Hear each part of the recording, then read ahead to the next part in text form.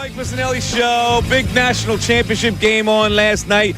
Big game on tonight. You're fighting Phillies against the reeling Atlanta Braves. 1-8 the Braves are, and when you start 1-8, chances are you don't make the playoffs. But tonight, what a matchup.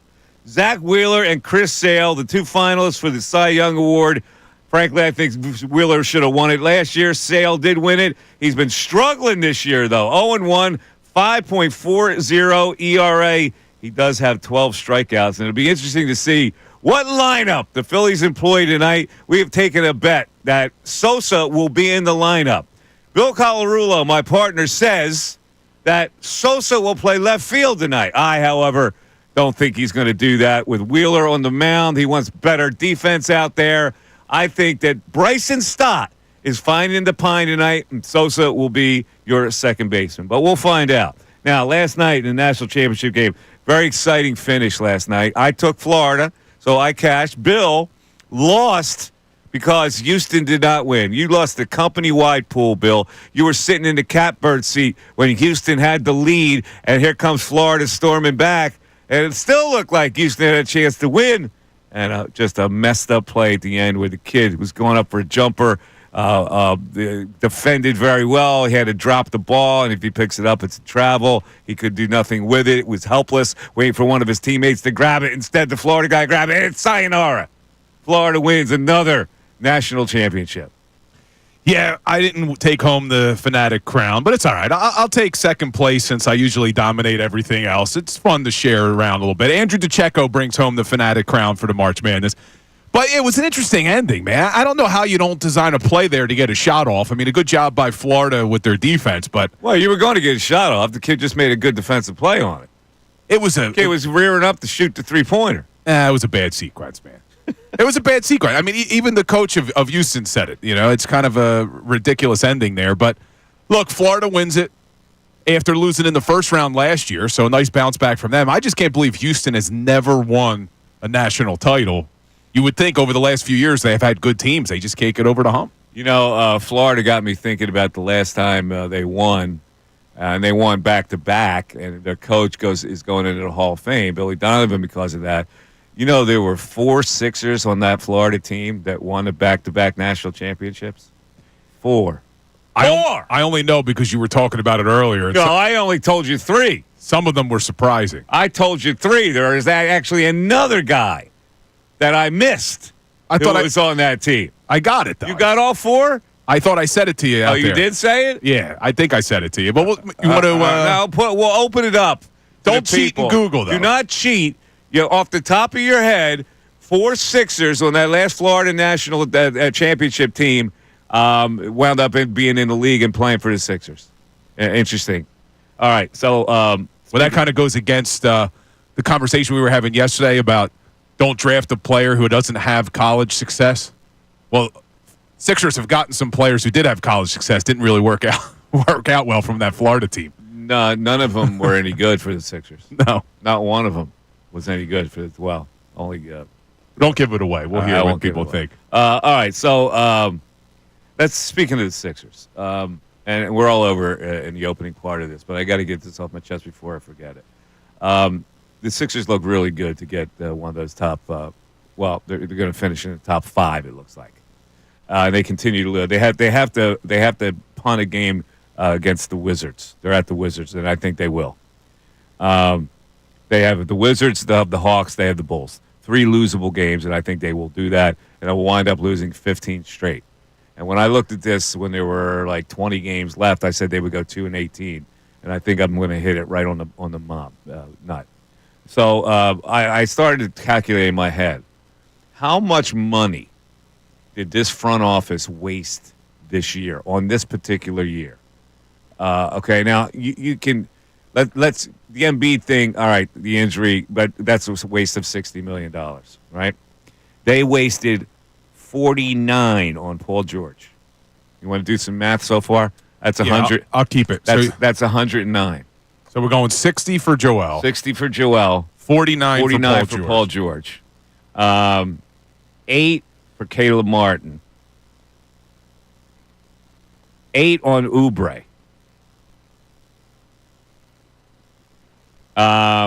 5 on Drummond.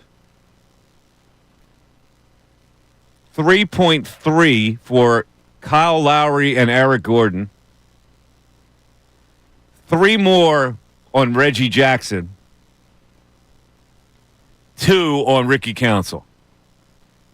By my count, that's 142 million point 6 of money that they wasted. Is that right? Oh, I'm getting it for you. Okay. That's just in my head. I calculated it. 142.6. Is that what you got? 142.6. I think I got 141.6. But Really? But close. All right. Well, I had 82 million plus the 60 for Joel, so that would be 142. I think you may be right. 142. 142.6. Yeah, 0.6. Now, think about that for a second. Now, you tell me that when you waste that kind of money on salary, and this is where you end up, heads don't have to roll. You tell me. I can't. How do you? If I'm Josh Harris and I just do this little exercise that I just did, I go, wait, he wasted what? I paid out $142 million for that. No, I can't tell you. I can't argue with you. Heads should have to roll because the worst part of it is it's not as if those contracts just magically disappear next year either. You still have Embiid. You still have George. One of the most disgraceful happenings ever in Philadelphia sports. When you just keep adding the layers to it. Kyle Lowry played last night. I'm going, what the hell are you playing for? Why would Kyle Lowry want to play with these mutts? Shut it down for the year, Kyle. Retire. Well, yeah, I guess that's why. I mean, he's. I can't imagine he tries to play next year. No, but why would he play now? It's over. Some guys have a hard time walking away. Oh, stop I it. think that's what it is. I am flabbergasted by this whole thing. I'm trying to be happy. Like we have one thing to focus on right now. One, in a city that is supposed to have 4 viable sports teams, we are now left with only one focus, and we're in frickin' April with that focus with the Phillies. Nothing else. We can think of nothing else to talk about in this city of this 4th largest market with viable athletic teams. We've had our legs cut off. Yeah, we have, because I'm even thinking back to this time last year, and we were talking about Sixers, Flyers trying to make the playoffs, the whole bit. And you had the Sixers. Who did you want in the postseason? We were engaged.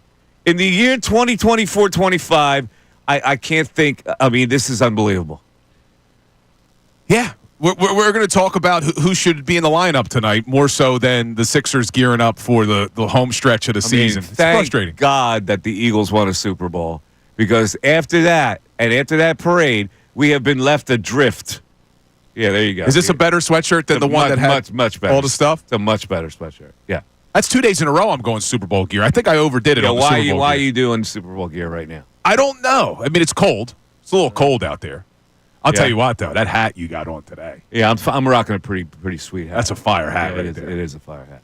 And it's a little foreshadowing about where you're going. I don't like fanfare.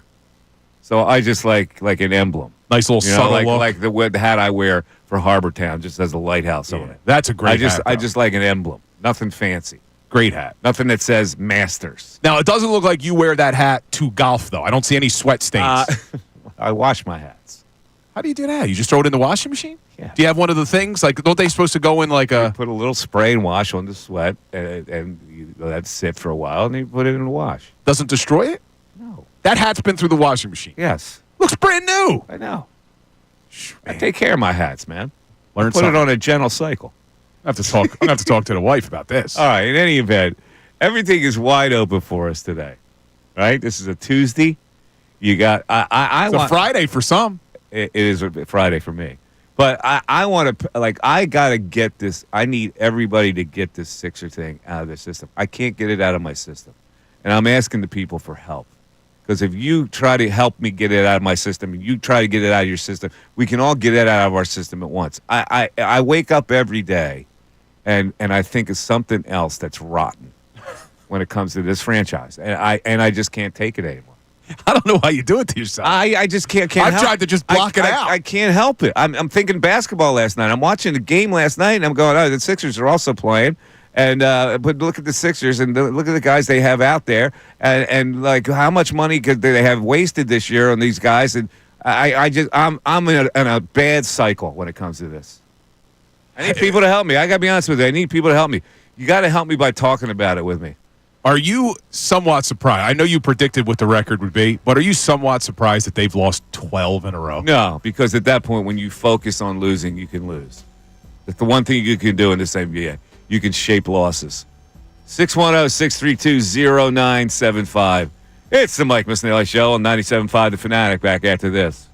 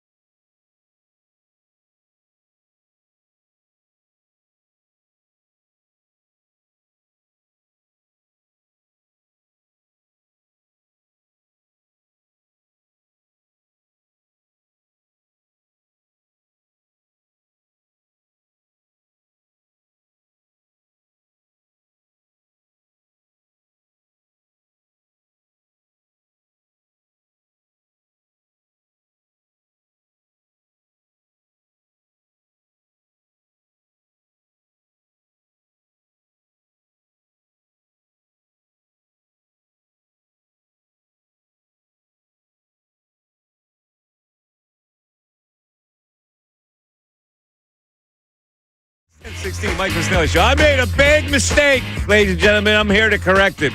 The Fanatic signing bonus keyword is not what I said it was before. It is race, R-A-C-E. So you still have time to get in and enter it on the Fanatic mobile app or on our website, 975fanatic.com, or you can text the word race, R-A-C-E, to the special contest short code 45911. 1. All right? There we go. We're all square? We're all square. All We're right. going to do it again at noon, so Now, stay tuned. let's talk about Sosa. Everybody, well, I don't know. The majority of people think that he should be playing every day right now. Now, there's merit to that argument. He's a hot hitter. You want to get him in the lineup when he's hot. I get it. I think that sometimes you overuse a part-time player and then he goes cold because you've overused him, and I'd rather preserve him. But he's definitely going to be in the lineup tonight. Against a tough left-hander like Sale, he's going to be in the lineup. Now, I want you to explain to the people why you think it should be left field. So there's a couple things here. Like, one, right after the game on Sunday, Rob Thompson was asked, are you going to start considering playing Sosa in left field against left-handed pitching? And he said yes. I think you look at it, there's really 3 spots that you could squeeze him in, right? You could put him in at second base and sit Stott against the lefty. You could put him in left field and sit Kepler against the lefty. Or you could get really crazy and put him in center field in place of Brandon Marsh and not have Rojas in that spot against lefty. I don't think they do that. I don't think they put him in center field because, like you had said, Wheeler's on the mound. You need better defense. You really can't trust Sosa in center. But the reason I don't think they put him at second is for the reasons I talked about last week a little bit with Stott. I think you have to get Bryson Stott going. I think you have to trust him against left-handed pitching. Even a tough left-hander like Chris Sale, I want to see you get Stott going. So I would have Bryson Stott play tonight, and I would sit Max Kepler in left, and I would see what you can get from Edmundo Sosa in left field. And who knows, Mike? Maybe, I know you say he's just a utility guy, and you're probably right, and he comes back down to earth, but until he does, I'm milking Sosa for all he's worth, and if you can find a permanent spot in left field for him, let's see what he can give you. So that's why I'm putting him in left, and I'm sitting Kepler tonight. Yeah, again, you just hung yourself with your own argument. You're going to put an inexperienced left fielder in there with Wheeler on the mound in left field? Now, Sosa doesn't hurt you at second base. He could hurt you in left field. And Marsh this is not the type of lefty that you want to get Marsh going. In fact, Stott. You can make Stott worse against the left-hander if you throw him against Sale tonight. So what makes more sense? Kepler, a more experienced hitter against left-handed pitching, a more of a veteran. Sosa at second base where he cannot hurt you defensively. Stott has to sit this one out. And if you're worried about him against lefties, you worry about it down the road, but not against this lefty. Look, Bryson Stott's got a 5-game hitting streak. I know it's not against left-handed pitching, but I would not sit Stott tonight. Look, I think we both agree there's no way Brandon Marsh is in the lineup. You agree with me on that, right? Rojas will probably play tonight. So Rojas is your center fielder most likely. Mm-hmm. I just don't want to see them do this platoon with Bryson Stott. I really want to see Stott grow into an everyday second baseman. Yeah, you can do that. You don't have to do it against Sale, Bill. He's never faced him. You know that? Well, there's a reason why he's never faced him. Stott. He's too tough of a left-hander for Stott right now. Now I'm looking. Sosa's 0 for 4 in his career against Sale. Okay. But Sosa as a right-handed batter has to play. Oh, wait, tonight. no. Let me rephrase that. He's not 0 for 4. Okay, what is he? Sosa's 1 for 4. Okay, he's 1 for 4. 1 for 4. But a right-hander, with the way Sale slings it, it's really tough on an inexperienced left-hander who's had trouble hitting lefties. So this is not the pitcher you play Stott against. Yeah, but if Stott was an everyday second baseman, you wouldn't even be considering he could be an everyday second baseman later on, not tonight. Now, listen, if Sosa wasn't as hot, then you wouldn't have a problem playing Stott. You got to get Sosa in the lineup tonight, the righty against the lefty. Where is the best spot for him? It's not left field. It's not. Come on, Bill. So think this through. It's not left field. He hasn't played left field at all. You're going to throw him out there with Wheeler on the mound? No, you don't do that to your starting. You don't do that to your starting pitcher. You don't do that to a guy like Wheeler. But you got to hope. Look, Rojas is going to cover more ground in center. I mean, Marsh has done a good job too. Let me ask you. All right. Look, Schwarber. We're at loggerheads here. But listen, there's no way that you're going to make sense to me with this. I know that Schwarber, Harper, different level than Bryson Stott. But you never consider sitting them against left-handed pitching. They play every day. I want Stott to be an everyday guy. Later, not against Sale. The guy won a Cy Young last year. And he struggled to start the year. You're making me crazy already. 610-632 0975 is how you get in. Let me hear you on the text board or via a phone call. Who's right with this Sosa thing tonight? Does he play second base or does he play left field? The Mike Missanelli Show continues. Fanatic Sports Update. I'm Austin Jones, and this is your Fanatic Sports Update. This update is brought to you by Bradford White Water Heaters. When you need a water heater, choose one that is built to be the best. Choose Bradford White. Now, Zach Wheeler is on the mound tonight for the Phillies. Wheeler is 13-8 with a 2.95 ERA and 193 strikeouts in his career versus the Braves. First pitch is set for 7:15. You can watch the game on NBC Sports Philadelphia. The Sixers have lost 12 in a row as they fell to the Miami Heat 117-105, and now they sit 23-56 on the season. They currently sit fifth in the NBA lottery standings. They will return to the court Wednesday night in Washington to face the Wizards. Tip-off is set for 7 p.m. You can listen to the game on 97.5 The Fanatic. The Flyers return to the ice on Wednesday. They will face the New York Rangers at the Garden. Puck drop is set for 7:30, and you can listen to the game on 93.3 WMMR. And in college basketball, the Florida Gators won the men's national title against the Houston Cougars 65-63 for their third title in the program's history. This update is also brought to you by Robert Half. Their recruiters' expertise and award-winning AI will find you the skilled candidates you want. At Robert Half, they know talent. Visit roberthalf.com/talent today. I'm Austin Jones on the home of the 76ers and Flyers, 97.5 The Fanatic, 97.5thefanatic.com.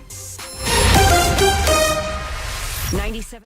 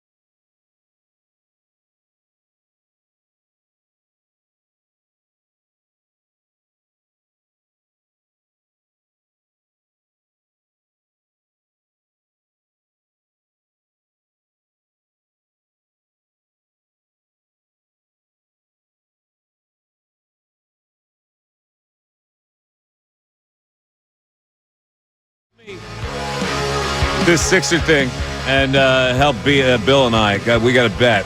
We got a $5 bet going. A little fin. Bill's got Sosa in left field tonight with Wheeler on the mound. And I've got Sosa playing second base tonight with Stott not playing against the tough left-hander. Tell us who wins the bet. Tell us via text who wins this bet. 610-632-0975. Unfortunately, we'll probably be off the air before the lineup even comes out. Yeah, you may be right. So we're going to have to carry this over. You might be right. Yeah. Hold on. As we talk about where Sosa would go, and one of the options is you're saying sit Stott. There's something that's been bothering me. You and I mentioned it off air. How does he come back with the same walk-up song? Like Austin played that song A-OK as we were headed into the break. After the season he had last year, really again with the same damn song? I don't think he's a very innovative kid. I think he's still living.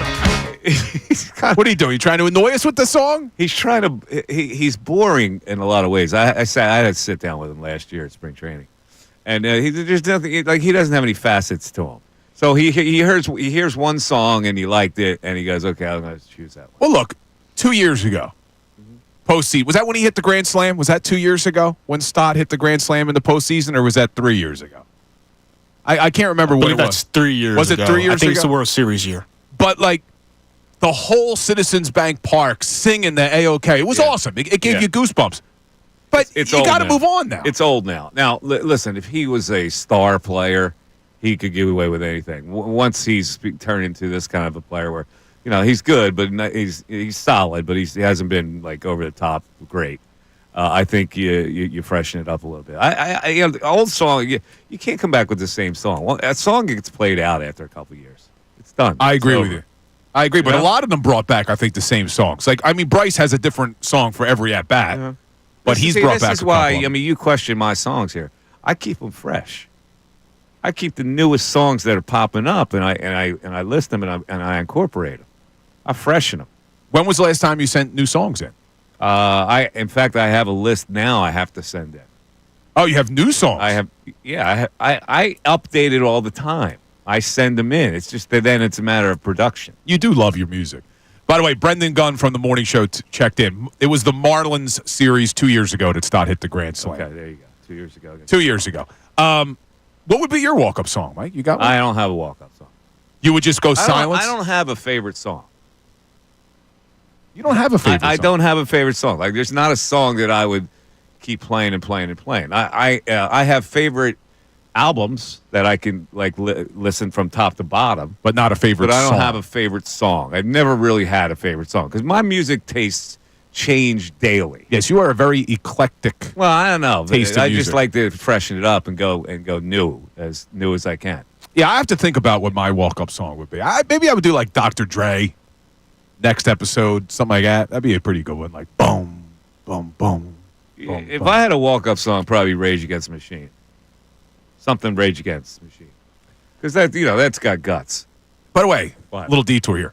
Rage Against the Machine. I just watched for the first time the documentary on Netflix about Woodstock 99. Mm-hmm. Did you watch this documentary? Yeah.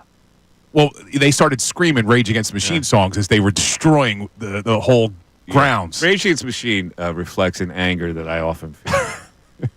Towards me? Or just in general? Towards everybody. Towards life, towards politics, towards you, towards Ray, towards everybody. Towards everybody. Rage speaks to me. Oh, did you see that documentary? That was pretty good. This is the kind of rap, harder core stuff. I like Public Enemy. I like NWA. I like Rage Against the Machine because they got something to say in anger. That feels good to me. You get that out of your system. Yeah. So you must have been a DMX fan. DMX, love DMX. Yeah. That's Austin, by the way. Austin's with us today. No Ray Dunn today. Yeah. So Austin, have fun with us today, will you? And Ray's a little upset. Ray's upset because right before the show, we had a local legend stop by. Fran Dunphy stopped by. Fran Dunphy stopped by. One of my favorite people from this Philly sports scene. But it was weird. They go, is Ray Dunn here? Yeah, he had Ray Dunn as was one of his students at Temple. So they were looking for Ray. Yes. Ray took the day off. Instead, today. he found us. I think Ray's at the beach today on this beautiful day. He 37-degree weather. Ray's doing. Ray had some blood work to see if he has any blood. They were checking to see if he actually has blood in there. Well, sometimes it's like antifreeze with Ray. So I was supposed to get blood work yesterday after the show. Oh, you are? And I had to reschedule. I called the doctor's office 3 times. All 3 times they told me I was number 14 in the queue. So I'm like, I can't wait 14 calls. Yeah. They never even called when I didn't show up. So if they're listening, I'm sorry. Yeah. Are you good at giving blood? Yeah, I'm fine. Yeah. Sometimes I'll flex, right? I make them have to really go in for it. I go, how much you taking? 4 vials. I go, 4 vials? No, you're not taking 4 vials. What do you need 4 vials for? 2 vials? You can't test 2? Really, seriously. What? Can't you get 1 vial to test it? Yeah, I don't know why they need 4 vials of blood. They do take a lot sometimes. I don't know why. Well, they mess up the first 3 and they needed the 4th. But it is good. Little PSA: get your blood work, get checked. If you're over 45, get your colonoscopies. All right, let's go back. Let's go to the phones. We got Joe in Philly checking in. Joe, you're on 97.5 The Fanatic. Joe.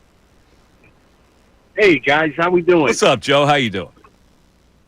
I wanted to end with my conversation on Sosa, but I 2 things over the weekend with the Dodgers. Mm-hmm. Of course, it was great to win 2 out of 3, and I was very, very happy. I said we'd win Game 1. I thought Nola would be Nola, and we would end up losing Game 2, and we would come back and win Game 3, which we did. So I'm very, very, very happy, so don't get me wrong. But 2 things. Romano. And I'm Italian. He's Romano. Forget the Romano thing. He's Romano, okay? Anyway, I would give him like 2 or 3 more chances.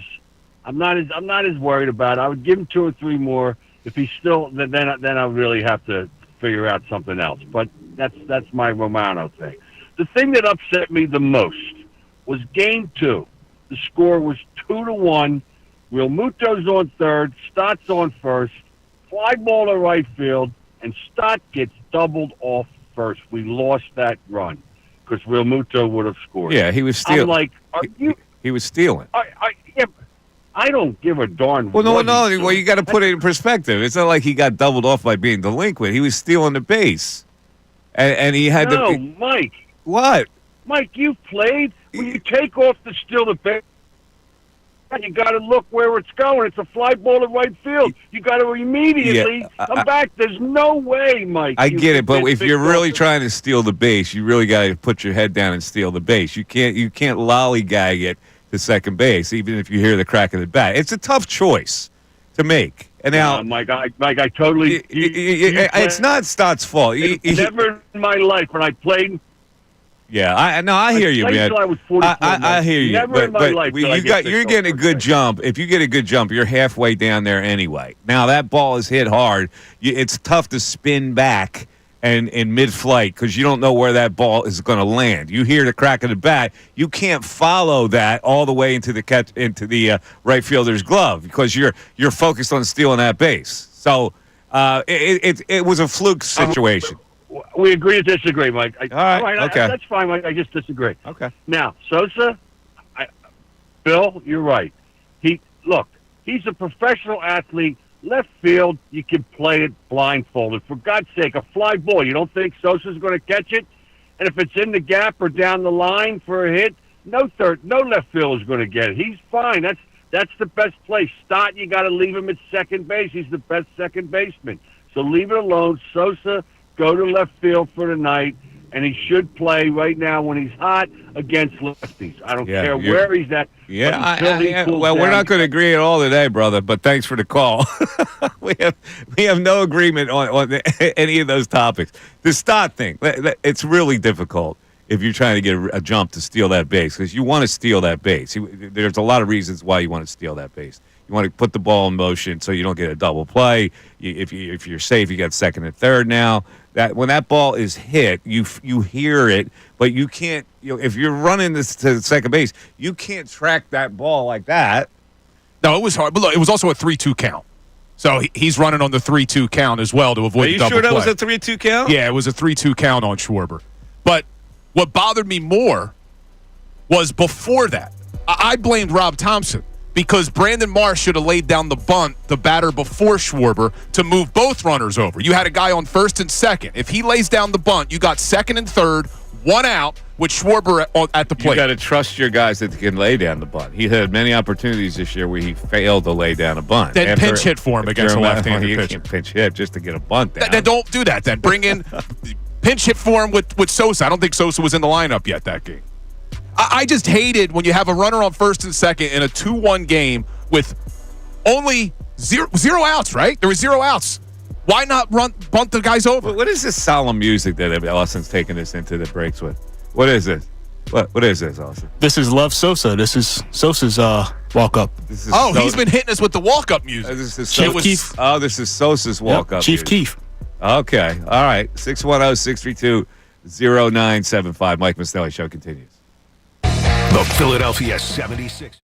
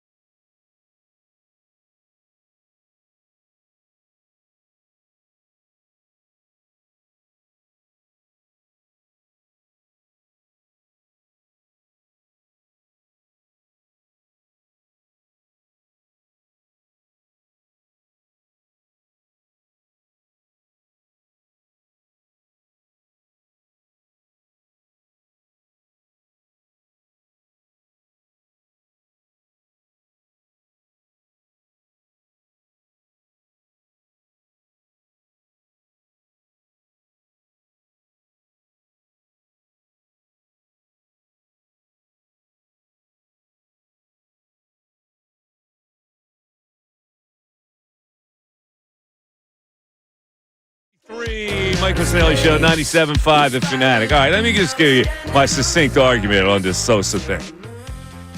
A, Sosa can play second base.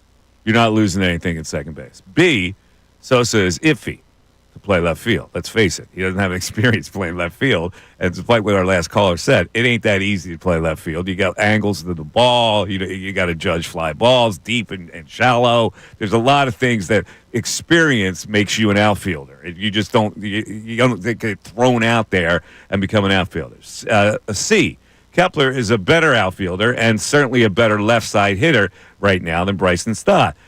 D, you want to put your best defensive lineup out there with Zach Wheeler. He's your best pitcher. You deserve the best defense behind him. And E, Stott can play against lefties, but there's no reason to feed him tonight to one of the toughest lefties, if not the toughest left-hander in the league. End of story. Knockout. TKO. The argument. Succinct argument. You can't put any holes in that argument. You're out, Bill. You've lost. I disagree. I just disagree. When you got Bryson Stott, who's been relatively What do you disagree with? Let's go one by one. Sosa can play second base. You disagree with that? I agree with you there. B, Sosa, iffy to play left field. You agree with that? Iffy?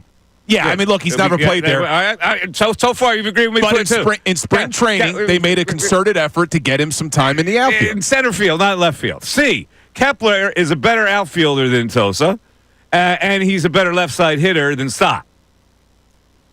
Yes. Yes? All right. I'll give you that. Yes.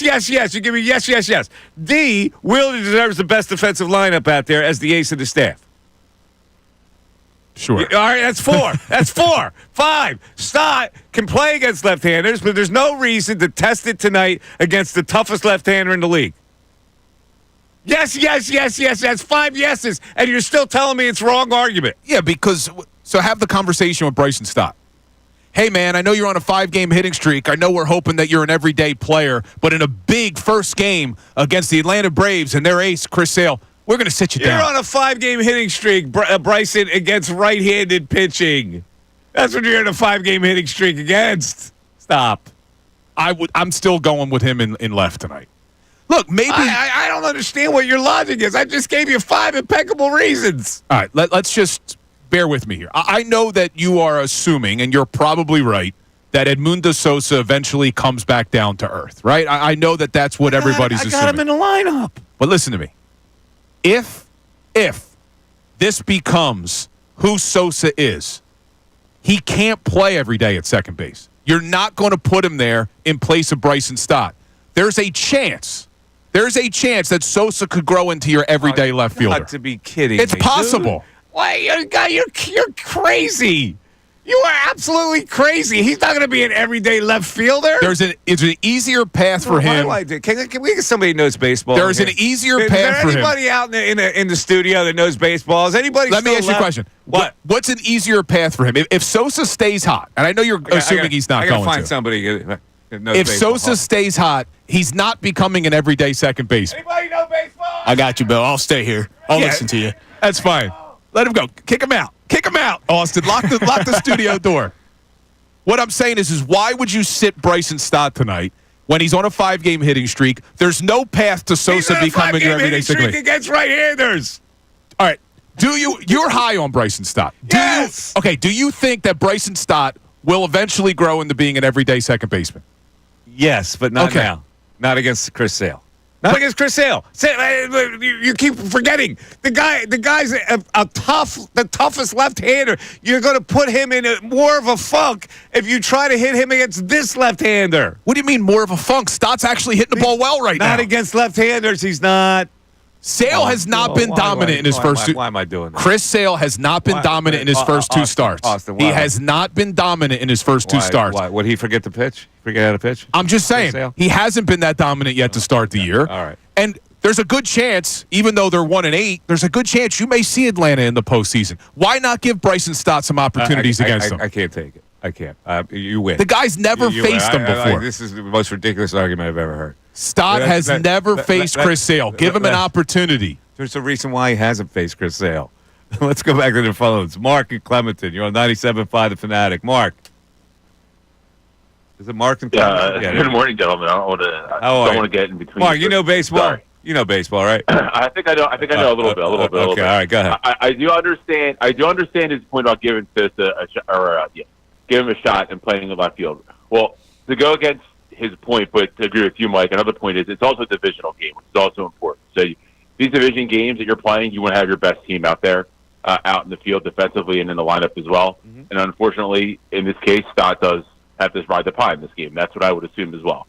If you're playing against like the Brewers, the Cardinals, the Pirates, or whatever, yeah, sure. Throw Sosa out in left field for a game. Good point. See how he does. Let him get very a feel good for point. it and get very good point. It's a very important game. You can't. Can you imagine if Wheeler, like he makes a mistake in left field with Wheeler on the mound? You can't do that to Wheeler. No, not in a divisional game. Not in a divisional game. If it was any other team but the Braves, the Mets, the Nationals, I don't care. Any team but those teams, put him in left field. But that's ridiculous. But I do agree that, and we don't also have a problem in left field right now either. So our problem is in center field. So potentially, seeing how Marsh and Rojas do, I think we do need a center fielder. I do like Marsh. I do like Rojas. I wish we combine both of them together and have a center fielder that way. But unfortunately, that's not the case. But I think that's going to be where we're going to have to focus on. Yeah, I don't like Marsh or Rojas, but you're going to have to play Rojas tonight against the left-hander, not Marsh. Right. You got what you got. You got to play the card you dealt right now. So unless one of these guys really steps up and really plays their A game a lot consistently, then we don't have a problem there. But that should be our focus, not left field. Listen, I appreciate the support, Mark, a man who knows baseball. I needed somebody to call in. Let me ask you this. Oh, is Mark on? But let me ask you this, Mike. What are you gonna do if Rob Thompson puts Sosa in left tonight? You gonna tell him he doesn't know baseball? Yeah, I would question it. I'm really hoping that Rob Thompson puts him in left. I would because I want to hear your boy Rob Thompson. I would criticize the manager for making a stupid decision. All right, we'll see how it goes. That's what I would do. Unfortunately, I'm not in tomorrow, so I'll call. Oh, that's frustrating. If I call in and say it was a stupid move when Sosa let a ball bounce past him. I hope Sosa is put in left, plays it extremely well, and Stott gets a big hit. We got the Rooster. The Rooster, Allison Chains. Come on, Bill. I just don't think you bench Stott. There goes the Rooster. Wait, who is this? Allison Chains? Allison Chains. Yep. Mike Missanelli Show. Back after this. Fanatic Sports Update. I'm Austin Jones, and this is your Fanatic Sports Update. This update is brought to you by Natural Lawn. Get free seeding every year. Call 800-FREE-SEED now. Now, Zach Wheeler is on the mound tonight versus the Atlanta Braves. Wheeler is 13-8 with a 2.95 ERA and 193 strikeouts in his career versus the Braves. First pitch is set for 7:15. You can watch the game on NBC Sports Philadelphia. The 76ers have now lost 12 in a row as they fell to the Miami Heat 117-105 and now sit 23-56 on the season, currently sit 5th in the NBA lottery standings. They will return to the court on Wednesday night in Washington to face the Wizards. Tip-off is set for 7 p.m. You can listen to the game here on 97.5 The Fanatic. The Flyers return to the ice on Wednesday to face the New York Rangers at the Garden. Puck drop is set for 7:30, and you can listen to the game on 93.3 WMMR. In college basketball, the Florida Gators have won the men's national title against the Houston Cougars 65-63 for their third title in the program's history.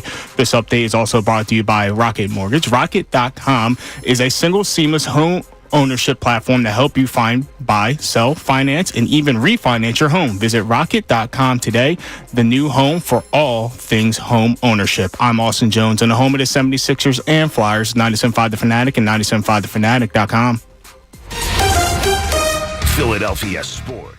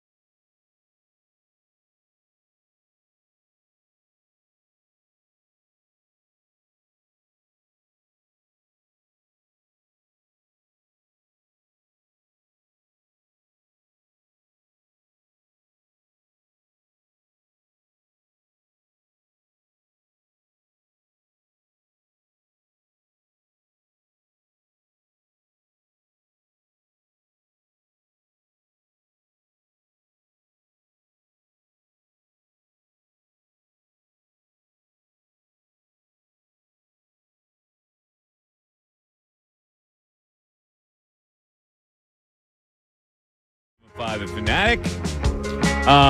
We're talking about the Phillies tonight against the Braves. It's a big series. The Braves are reeling. I have a feeling the Braves are going to catch fire somewhere along the line. Maybe not tonight. Hopefully not tonight. Chris Sale has had a rough time so far.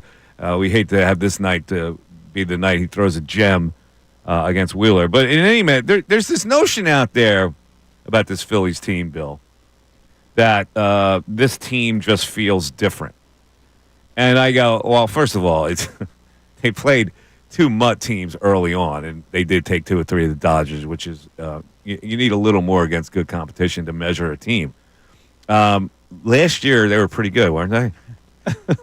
They were unbelievable. They started pretty well last year, right? What feels different about this team that didn't feel different last year? Well, I do think that a lot of people, I think that we are overreacting to the start. It's been good, but I think we're overreacting to the start and forgetting, because we have short-term memory here, forgetting how dominant that team was last year to start. I mean, they went 40-18 in the months of April and May. If you were looking at one major positive that is different, though, from this year to last year, and it's a small sample size, has been the chase rate, right? You look at the 2 years before this, they were the worst chase rate of any team that made the playoffs in the National League. Yeah. Right now, they're number 1. But you're talking 9 games. Very early. And let's also be honest here. I think both of us would have had a good chase rate on Sunday when the guy couldn't hit the mound, when he's melting down. When Glasnow's melting down on the mound, it was pretty easy to sit back and say, all right, let this guy melt down. So the chase rates, it's encouraging, but I'm not getting too carried away after 9 games. Can I add the X factor here, where if you're going to think that this Phillies team feels different, do you realize the bullpen is a major part of a team? This bullpen is in trouble right now. They're in trouble. I know you don't want to look that closely, but let's do it here. Let's look a little closer. I see 2 guys that I trust right now. 2 and a half maybe. I have a half a trust in Kirkering. I don't have full trust. I don't have trust in guys like Ruiz and down the line. I certainly don't have trust in Romano right now, and he's supposed to be an important high-leverage guy, okay? So that leaves you with only 2 high-leverage guys, and they're both left-handed. Do you have a high-leverage right-hander that you trust right now? He hasn't done a good enough. I said it at the start of this year. He has not done a good enough job with the bullpen, Dave Dombrowski. Yeah, no, you're right there. I mean, the right-handed arm in the pen, you got to hope that Kirkering continues to – I know he didn't have the greatest outing, but he was put in a rough spot because of Romano on Sunday. But you got to hope Kirkering can grow into that. But what they're going to have to do with Romano, and I think you're going to start to see it, you saw it on Sunday when they put him in the 7th, is you're going to have to put him in some low-leverage situations. You're going to have to hope that you can get him some confidence, put him in there. Tonight, you got to hope Wheeler goes 7 strong, and maybe you don't even see Romano tonight. I'm going to tell you what you have to do to Romano. He has to go to AAA. You going to shut him down for a little while? No. He's got to develop arm strength. You can't develop arm strength during a major league season. He's got to get down there and throw. They got to send him down and give him a couple innings at a time to get his arm strength back. When you drop that much in your velocity, what you're crossing your fingers that you could throw him into a major league game. Yeah, you are. It'll be interesting what they do. I don't know if they'll I don't know what his down. contract situation is, but I would think that he needs to go down and develop some more. He's not ready. From spring training, where he did touch 98 a couple times, and then all of a sudden they come north and he's got nothing, there's something wrong there. And you got to develop some kind of arm strength program, and you don't have time to do it at the major league level. Yeah, so how would that work? Does his contract allow him to be sent down? I'm sure he could be sent down, some rehab assignment or whatever. Yeah, put him on an IL for a little bit. You send him on a rehab assignment. You can do something procedurally to this. Yeah, they could figure You're listening to the Mike Missanelli Show, WPEN and WPEN HD1, Burlington, Philadelphia, a Beasley Media Group station. And we broadcast live from the Comcast Business Studios, powering possibilities. Let's get to the phones and start the 11 o'clock hour with a phone call. And thanks for the phone calls today. You can climb in today at 610-632-0975, either by phone or by text. Let's go to Gary in Southampton. Gary, you're on 97.5 The Fanatic. What's up, bud? Hey, Michael. How you doing? Good. It's Gary. How are you? What's up, man? How you doing? Listen, I wanted to definitely agree with you 200% on this about Stout. You know what I mean? Stott, whatever his name is. Uh-huh. But he Stout. He has Stout's to. a dark beer. But go ahead. Who? Yeah, exactly right. All right. Carolyn Stott, Uh-huh. good beer company.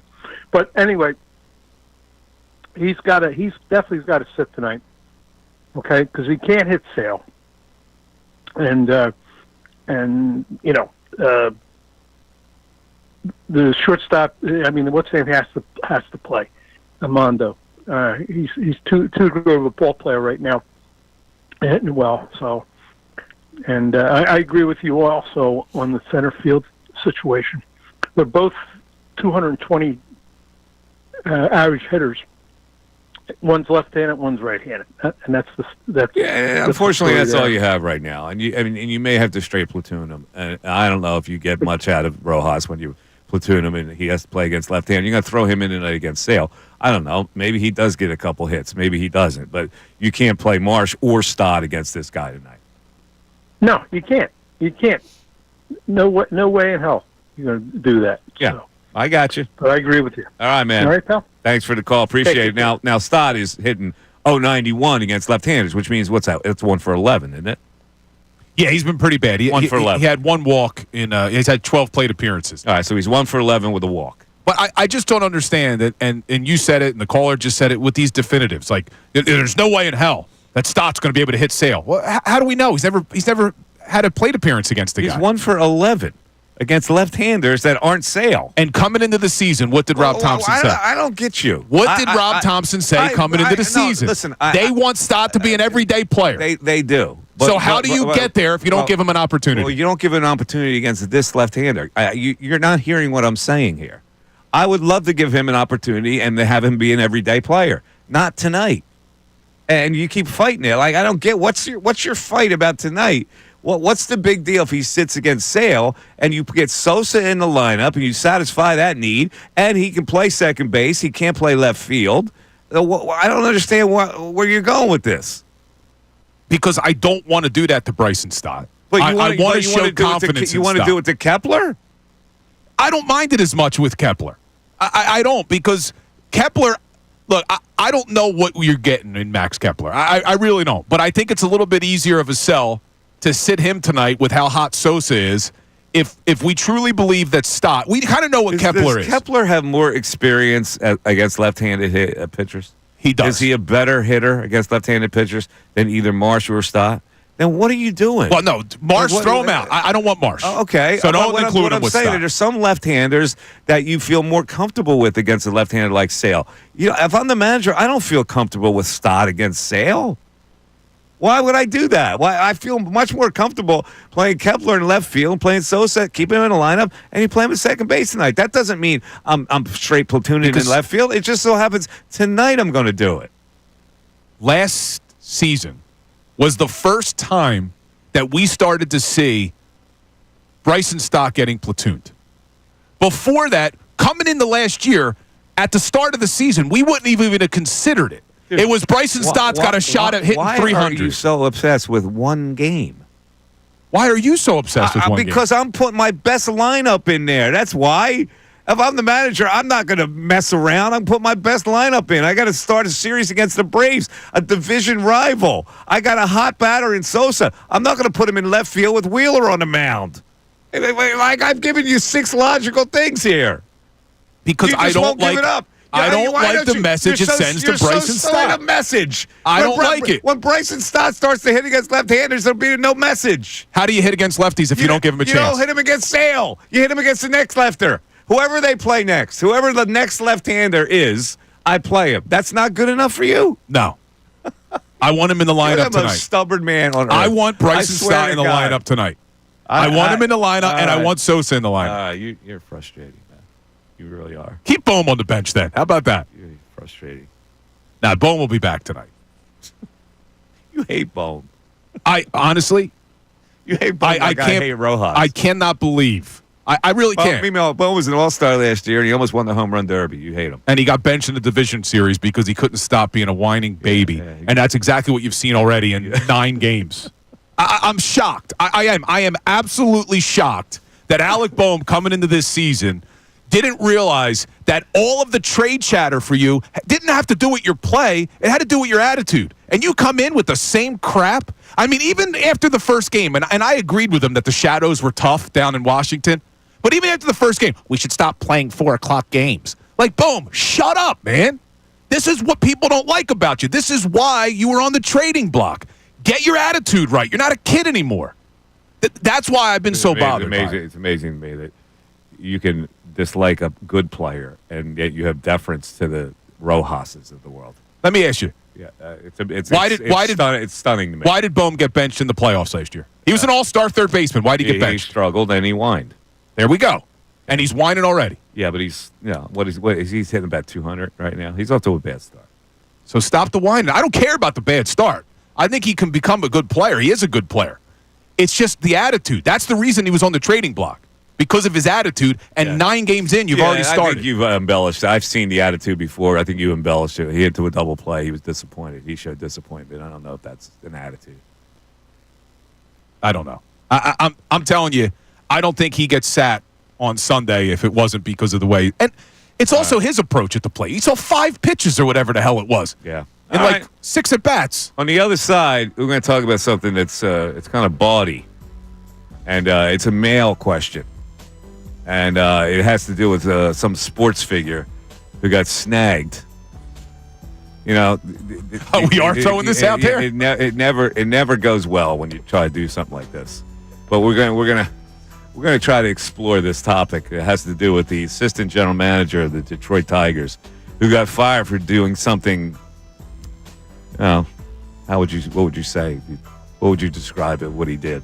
We'll say something inappropriate. And then we'll explain it on the other side. He did something inappropriate. We'll talk about it. The Mike Missanelli Show's on 97.5 The Fanatic. We want to hear from you, so text us.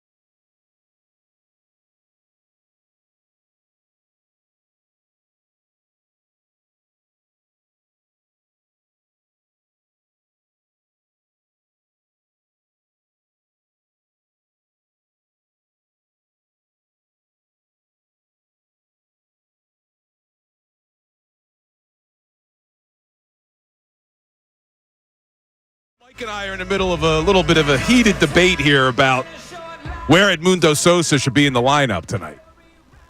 We both agree Sosa should be in the lineup against a left-handed pitcher, but we're disagreeing about where he should go. I'd put him in left. Mike's saying no way. You put him at second base. I think Bryson Stott should be in there, but we'll keep battling it.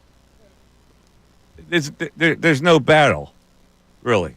It's somebody out there agrees with me. Your position is just untenable. Somebody agrees with me out there. Look, I keep going back to 2 years ago. You wouldn't even have considered sitting down Bryson Stott just because there was a left-hander on the mound. I want to get back to that. I think this is a guy who can win a batting title. We saw it 2 years ago. Yeah, but you don't do it now. You got plenty of time to do it. It's May, all right? It's April, actually. April. There's no reason to cuff him further against Chris Sale. But let's bring up something else here. Yeah, this is interesting. There's a guy named Sam Menson. He was the assistant general manager of the Tigers. He resigned from his post just before the team could fire him for improper workplace conduct. What he did, apparently, was he sent images of his genitals via the social media app Snapchat. Now, I don't do Snapchat. I don't even know what that is. But it allows for messages to auto-delete. So you could send it and it auto-deletes? Is that the... Yeah. Yeah, it's like, 3 seconds and then it's gone? So it could be anywhere from 1 second, or you can have your Snap set up so there is no time limit. So essentially he had a time limit, but people screenshotted his images. All right. Here's my question. And maybe it's me. Like, what is the advantage that you gain as a male by doing that? Honestly, dude, you're asking the wrong guy. I don't understand why anyone would do it. Unless you're like some porn star. Even still. Trying to impress another porn star like you're going to work with. But like, what's the advantage of that? It can't possibly be something that lures the female sex into say, oh my gosh, let's go out. Am I wrong here? I have no idea why anyone would do this. Like, there's no, and if women are out there, listen, there's no woman who's just going to be like, oh, wow, an unsolicited picture. It's not the first That's time wonderful. People have done this. There have been other celebrities, mainly Brett Favre, who have tried to pull this move, and I go, what do you expect to accomplish with this move? I don't have any idea. I don't have any idea. The only thing that can do is embarrass you. Like who feels confident enough to say, "Well, I'm really proud of my man, and I want to show it off to somebody." Like what? Like what? But why? Even if you were proud of yourself, why would you assume that someone else wants it unsolicited? That you just said. Could you imagine you're at work and you open up your phone? The only thing I could think of is that like you're proud of your man, and you think that somehow that's going to attract the opposite sex or whoever you're trying to attract. But I don't see how it would. Like, I don't know if there's anyone out there that would look at it and say, oh, yeah, you know what? I wasn't interested in them before, but now I am because you sent me this unsolicited, disgusting picture. I've never got. You watch the show Euphoria. There's a good segment on this on Euphoria. Do you remember that scene? Where Zendaya goes through a whole description of the pictures. Yeah, now kids, the kids fool around like that these days. I know that, but this is a grown man, right? And these are ex-employees, people, and so. Oh, by the way, this is what you missed. Like, is that what the message is? I don't understand what the payoff of it is. I don't get it, man. So maybe somebody has some feedback on this. I hope not. If you're a female, there's no way that you want something like that. If you're a male, what are you expecting to accomplish that words couldn't? Like wouldn't words be better? I have I don't know why anyone would do it. Like, Bill, you've sexted in the past. You're like the king of sexting. Oh, yeah, that's You've me. told many tales of how you've sexted. No, my view has always been, you never put anything in writing that if it gets read back to you at a deposition, you're sitting there and you can't answer. So you don't put anything in writing, including photographs deposition of factor. yourself. But Brett Favre, when he said, did you ever see that? No, I never did. It's disgusting. It's like Wait, you Googled it? no. When it came out, it leaked out. Mike's somehow. Googling it. Brett No, I Favre's didn't picks. Google it when it first came out. It was visible to everybody. Sure. And I go, dude, what are you thinking of all people? Like, what is that? I don't get it, Like, man. that's embarrassing. Yeah, I don't understand it at all. Now this guy had to resign. I mean, how do you come back from it? Listen, don't get me wrong. If I felt real good about my manhood, I'd walk around naked 24 hours. but when it comes to something like this, Thank God you don't feel good about yourself.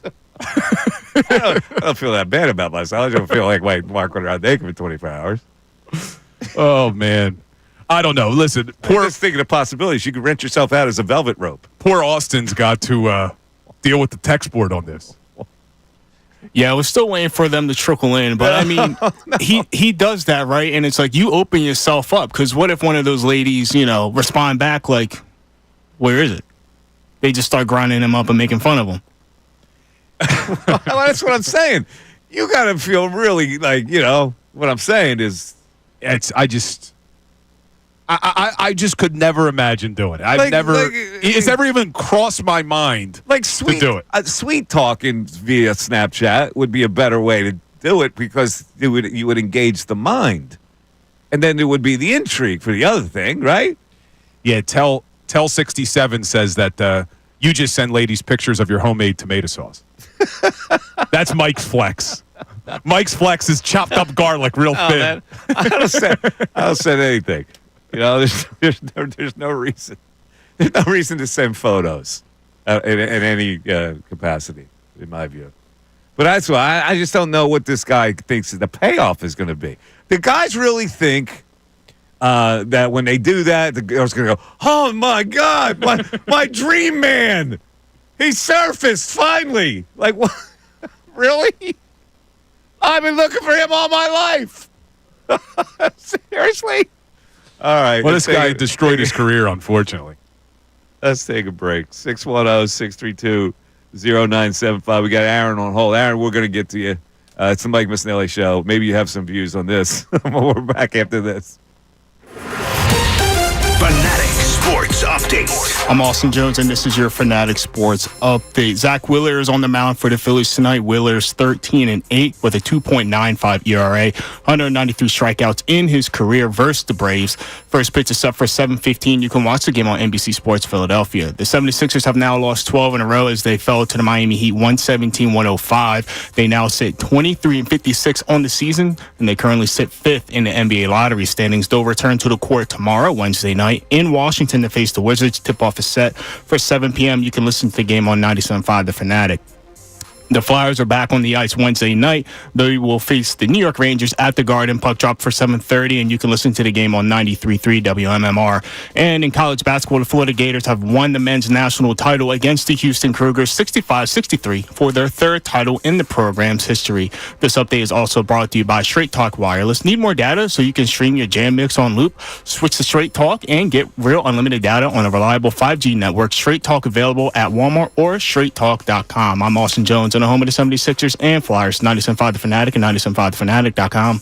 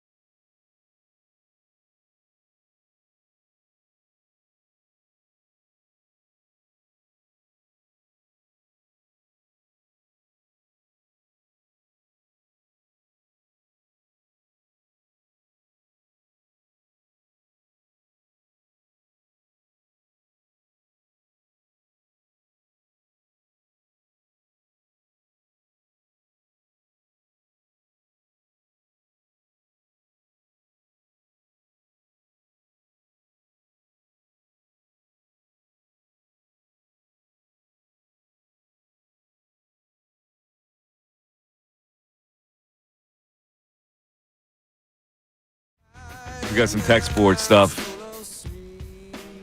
Let's go to it. Austin, what are they saying about this general manager? Yeah, so we got our first text on what a woman would do when she receives that type of photograph. This is from a woman. Yes, it is. All right, awesome. This is Sydney. So Sydney. She said, if I get an unsolicited picture, I respond, "Oh my God, I've never sent an email before," or "That's the ugliest kid I've ever seen, and he needs a haircut," or I Google a picture of one and I send it back saying, "Cool, here's mine." How about this one? You need surgery. I think I would just go right to the block button. My God, this is unbelievable. I got to give you some stats too, Mike. Stats on what? On my man Bryson Stott. Why? Because I know he's a good player. I like him. I want him to be an everyday player. Why are you doing this? Because why are we assuming that the guy can't hit a left-handed pitcher? I went back to 2 years ago when he hits over 280 on the season. Do you know what he did against left-handed pitching that year? He was pretty good against left-handed. He hit 282. Yeah. He hit 280 against righties. Somewhere along the line, he lost it. He's 1 for 11 this year. And this is not the pitcher you put him in against if he's 1 for 11. You pick your spots. You pick better spots to play him against a left-hander. Okay. Not against this guy. What are you not getting? All right. Austin, is there a voice that's coming out? I just want to make sure. 2 years ago. I want to make sure I haven't had throat surgery. Let me just say answer a it. voice that's coming out. But let me ask you. I've heard you today. 2 years ago, Mike, would you have even considered sitting Bryson Stott against a left-handed pitcher? Not 2 years ago. Okay, Yeah, but what did we hear after last season? That he had that elbow injury down the stretch, that it affected his swing, and that they want him to be an everyday player. I don't know why 9 games in, this will be game 10, you're already saying, nah, Bryson, you can't hit Chris Sale. We're sorry, man. You can't hit him. How do you argue against somebody who's not listening to me? Like, I don't know how to argue with you. You're not listening to the word I'm saying. This is not the left-hander you play him against. Do you understand the words that are coming out of my mouth? Yeah, Chris Tucker, I got you. I just don't know why you don't give the guy a shot. I think it sends a bad message to Bryson Stott. You're our everyday second baseman, but not against Chris Sale. Well, he has. No, not against Chris Sale. This is not the first left-hander they've sat him against. But this is a special left-hander that I think they should sit him against to get Sosa in a better position to help Wheeler. There are many facets to this. He's a better player at second base for Wheeler than he would be in left field behind Wheeler. All those have to go into a managerial decision. It would stun me if he plays Sosa in left field tonight. Stun me. All right. And it would be the wrong move. So Kepler's career batting average against left-handed pitching is .221. But we're okay. Kepler, you can hit Chris Sale, but not Bryson Stott. We're sorry, Bryson. Left-handed pitcher, we got to sit you. I'm done arguing with you. Like, why wouldn't you give Stott the opportunity, but you give Kepler? You wore me out. You don't listen to any word I'm saying. I gave you 6 logical reasons why. So let's go to the phones. Maybe Aaron will let us know what's up here. Aaron, you're on 97.5 The Fanatic. Hi, good morning, guys. What's up, Aaron? Yeah, it's funny. You guys kind of, unfortunately, he beat me to the punch, but I believe Stott is an everyday player. And, I mean, this narrative that he cannot hit lefties is completely unfounded. And you kind of beat me to it. Like I said, in 2022 and in 2023, he hit lefties better than he hit right-handed pitchers both years. Last year was the first season that he never did. Okay, so last year was the first year he did not. He has slumped against left-handed hitters. You can't ignore it. Last season he's talking about. Yeah, last season he slumped. Yes, last season. But he wasn't healthy, apparently. I mean, that's what he was, the elbow injury. Listen, you got me to argue against a guy I really like and a guy that I believe should be an everyday, but not tonight. That's all I'm saying. It's not. I'm not saying you platoon him. I'm saying he's an everyday player, but not tonight when he's 1 for 11 against left-handers, and you have Wheeler pitching, and you can't put Sosa in left field in an important game like this. Now here's the thing. Well, for one, like there's maybe a handful of left-handed pitchers that I would consider benching Stott for, and maybe Sale is one of those guys. But my thing is, and this is where it comes down to, there's 10 games a year you can put Schwarber in left field. Put Harper at DH, Stott at second, Sosa at third, and Bohm at first. You're not going to put Schwarber in left field tonight. What he played left field. You just and can't. He played it. When's the last time he played left field? You just want to throw him out there tonight? In spring, probably like 2 weeks ago. Come on, Mike. Yeah, I'm not playing him. Left field. Stott can hit lefties. I don't know where this notion that he's a because he didn't hit them all last year. He didn't hit them all last year, and he's one for 11 this year. 11 at bats for one season. He's one season for with 11. 2 years evidence he did. He's 1 for 11. 2 seasons of evidence, Mike. And come on, Mike. Kepler's 2 for 10 against lefties. You just got done telling me this is maybe the left-hander you would not play him against.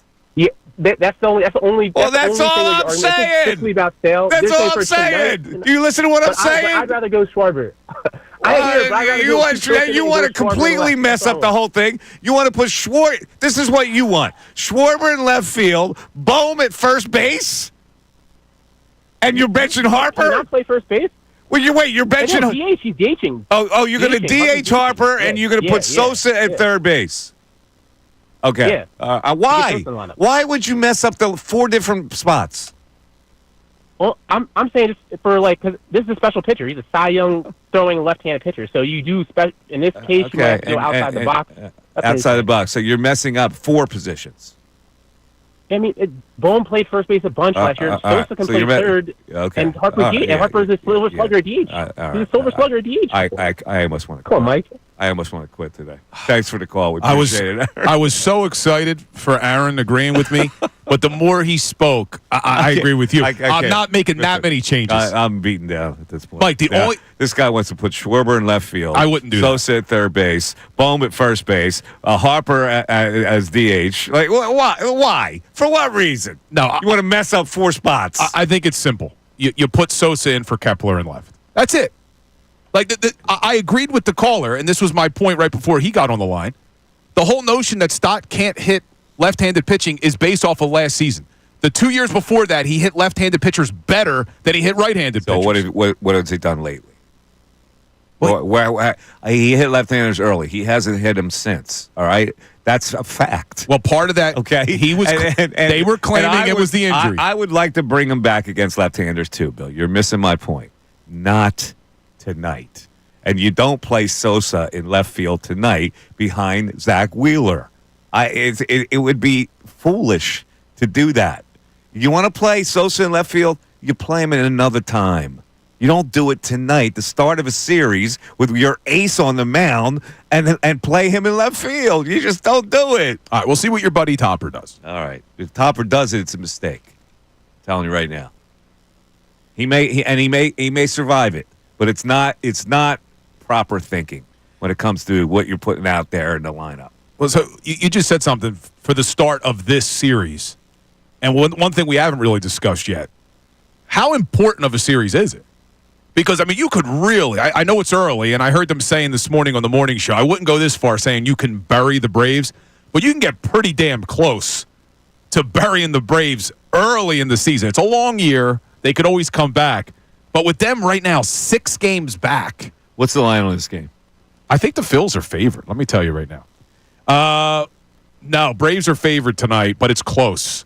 Phillies lose tonight. Phillies are a plus 100, which is even money, and the Braves are a minus 118. Phillies lose. Low-scoring game they're predicting, which is the Phillies expected. Phillies lose this one tonight. You think they win the series? No.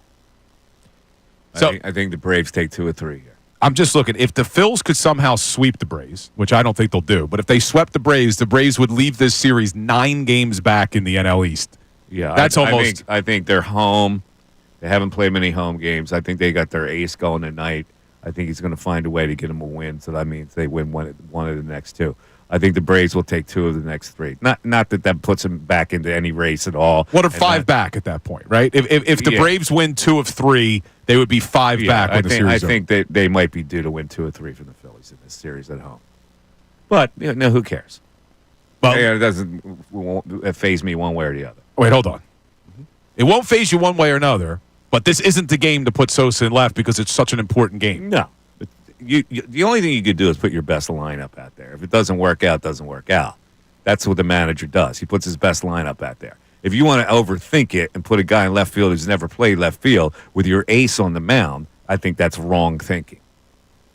All right, we'll see what he does. But, man, if the Phils could somehow, and I know it's asking a lot, but if they somehow swept the Braves, and the Braves left this series 1-11. You got Taijuan Walker pitching tomorrow.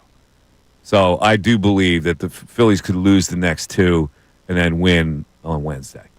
Yeah, that was a cute story. Thursday, that was a cute story with Taijuan against the Rockies, who are terrible. Yeah, I don't think he's going to survive on the road. Yeah, it'll be interesting to see what he does in Atlanta. Yeah.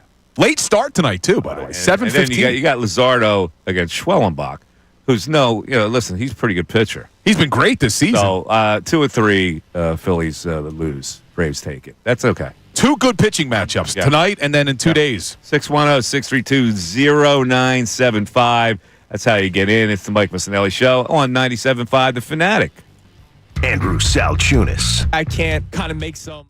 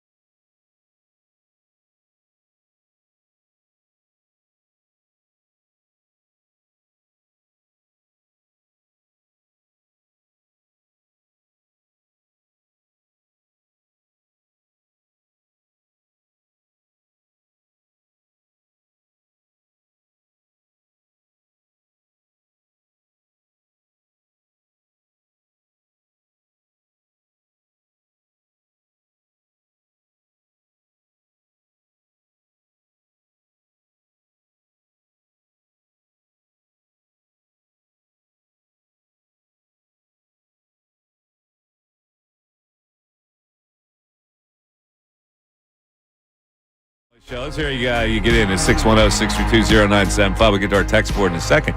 The Masters is this weekend. They had the practice round yesterday, got rained out.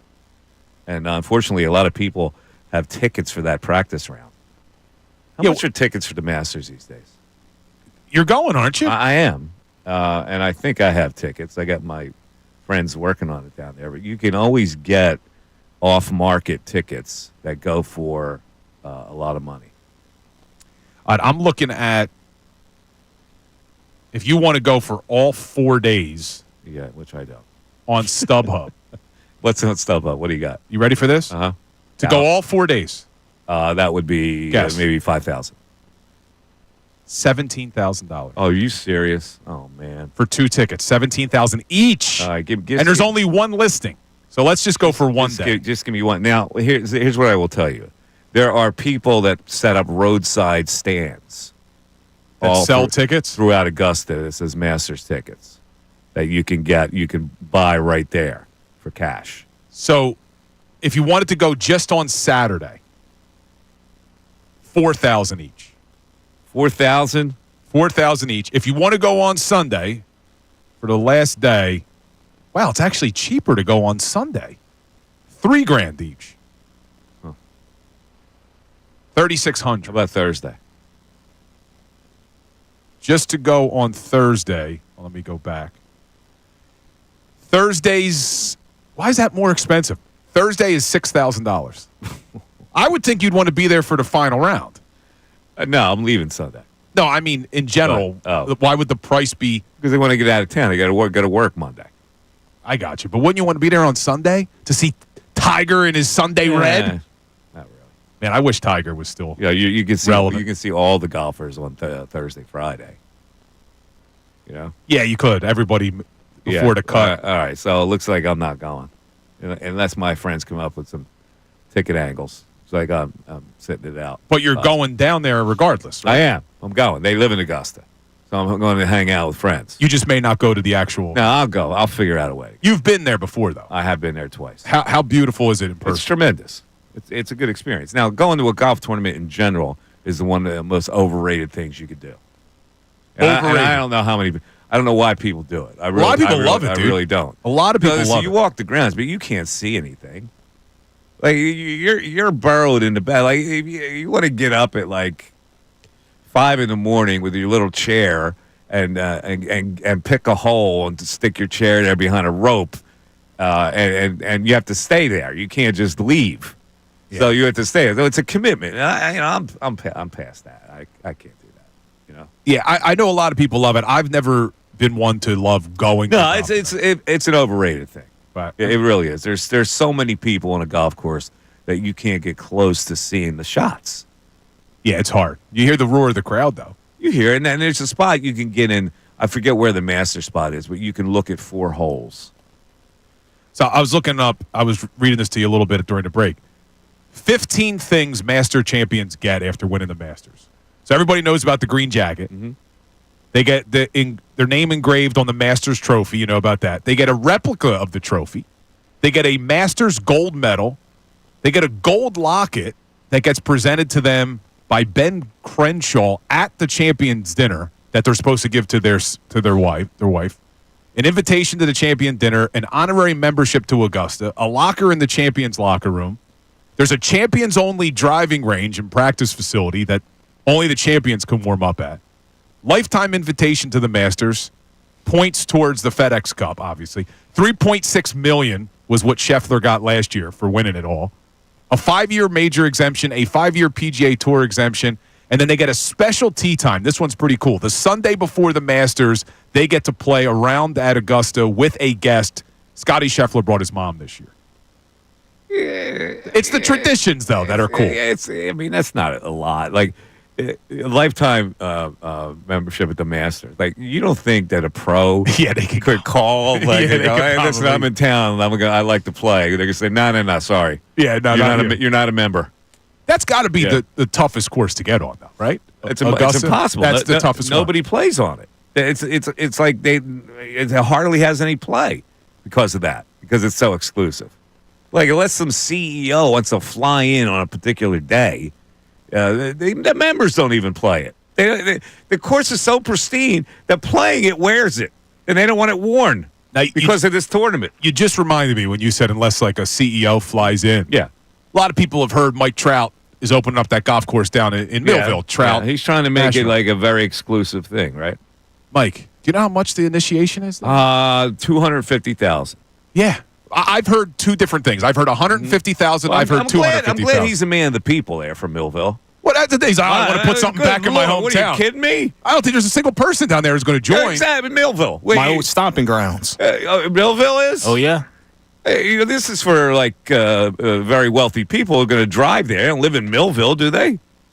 No. This is going to be like the Masters. Nobody's going to be playing the course. It's going to be all international members. There's not going to probably be a lively scene down there. It's going to just be you fly in for it and move and fly out. All right, who do you have for the Masters? There's a power ranking system right here, and I bet one of the guys that's in the power ranking because I think he's got a chance to win it. But I question his guts at the end of a match. But anyway, Scotty Scheffler is ranked favorite. number one. Rory McIlroy is playing well is number two.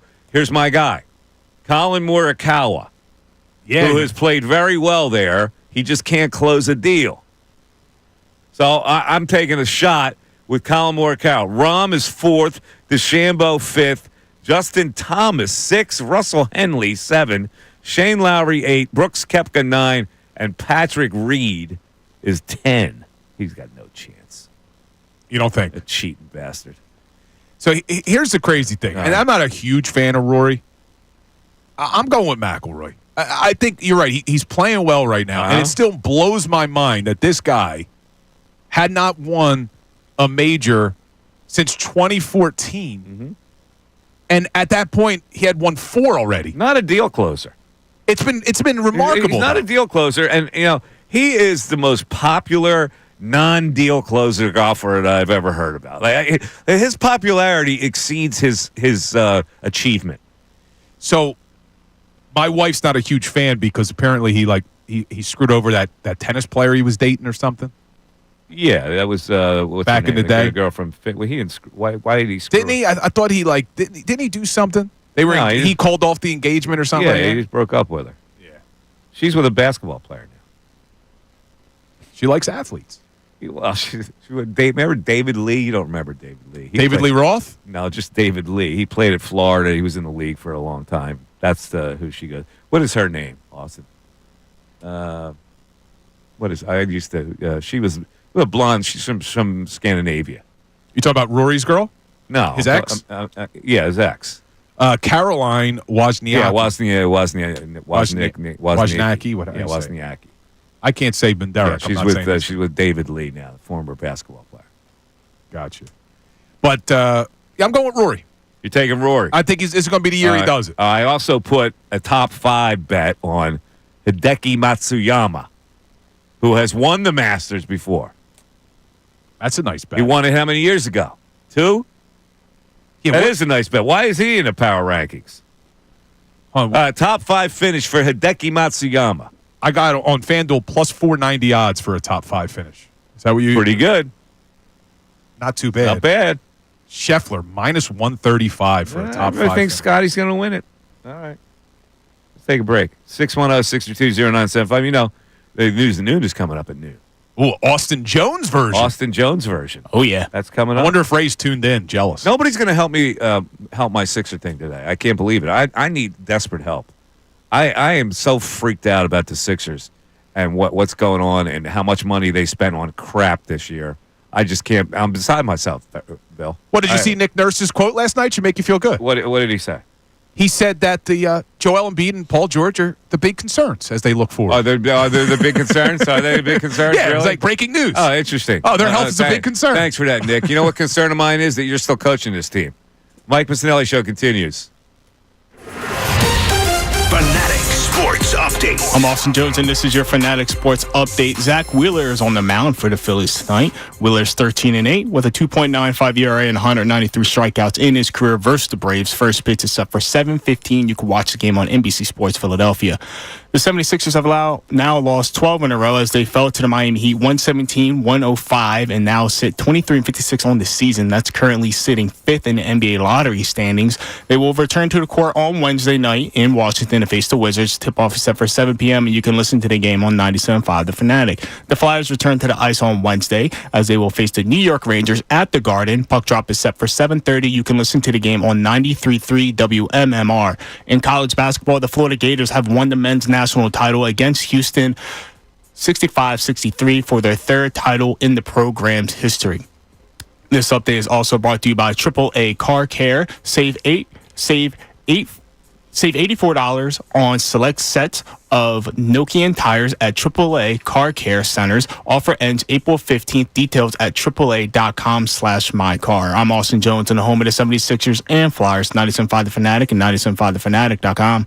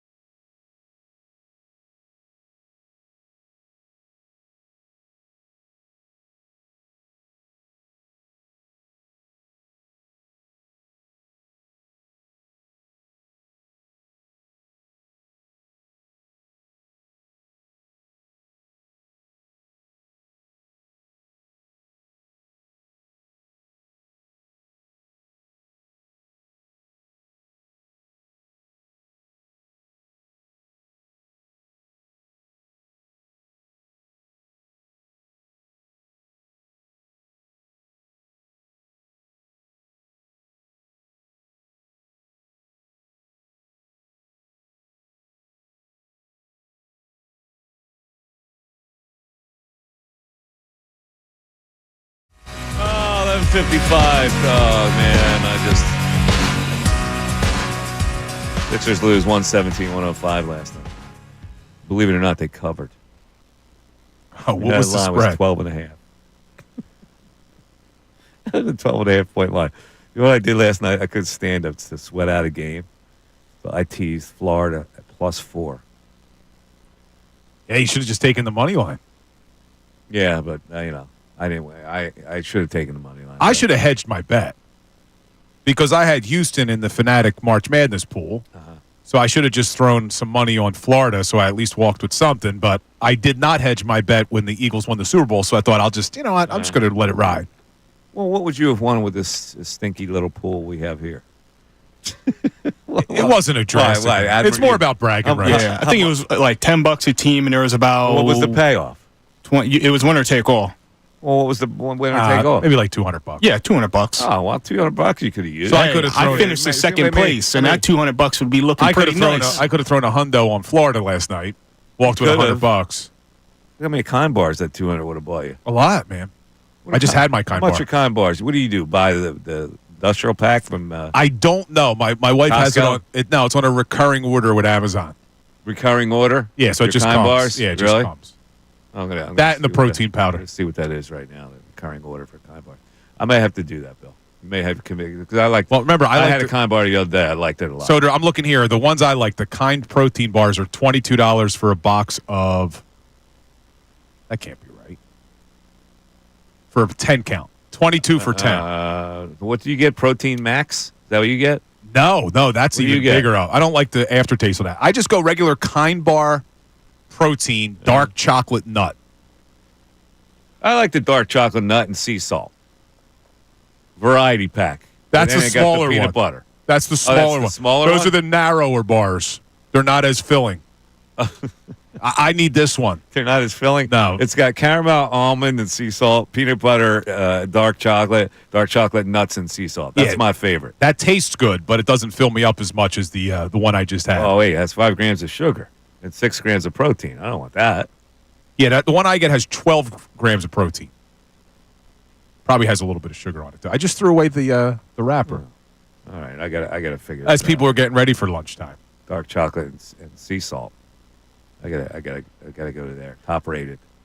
Yeah, that's where I'm going. You know what I may be doing tonight for dinner? What do you We have this. You talk about recurring. We have this on a weekly recurring.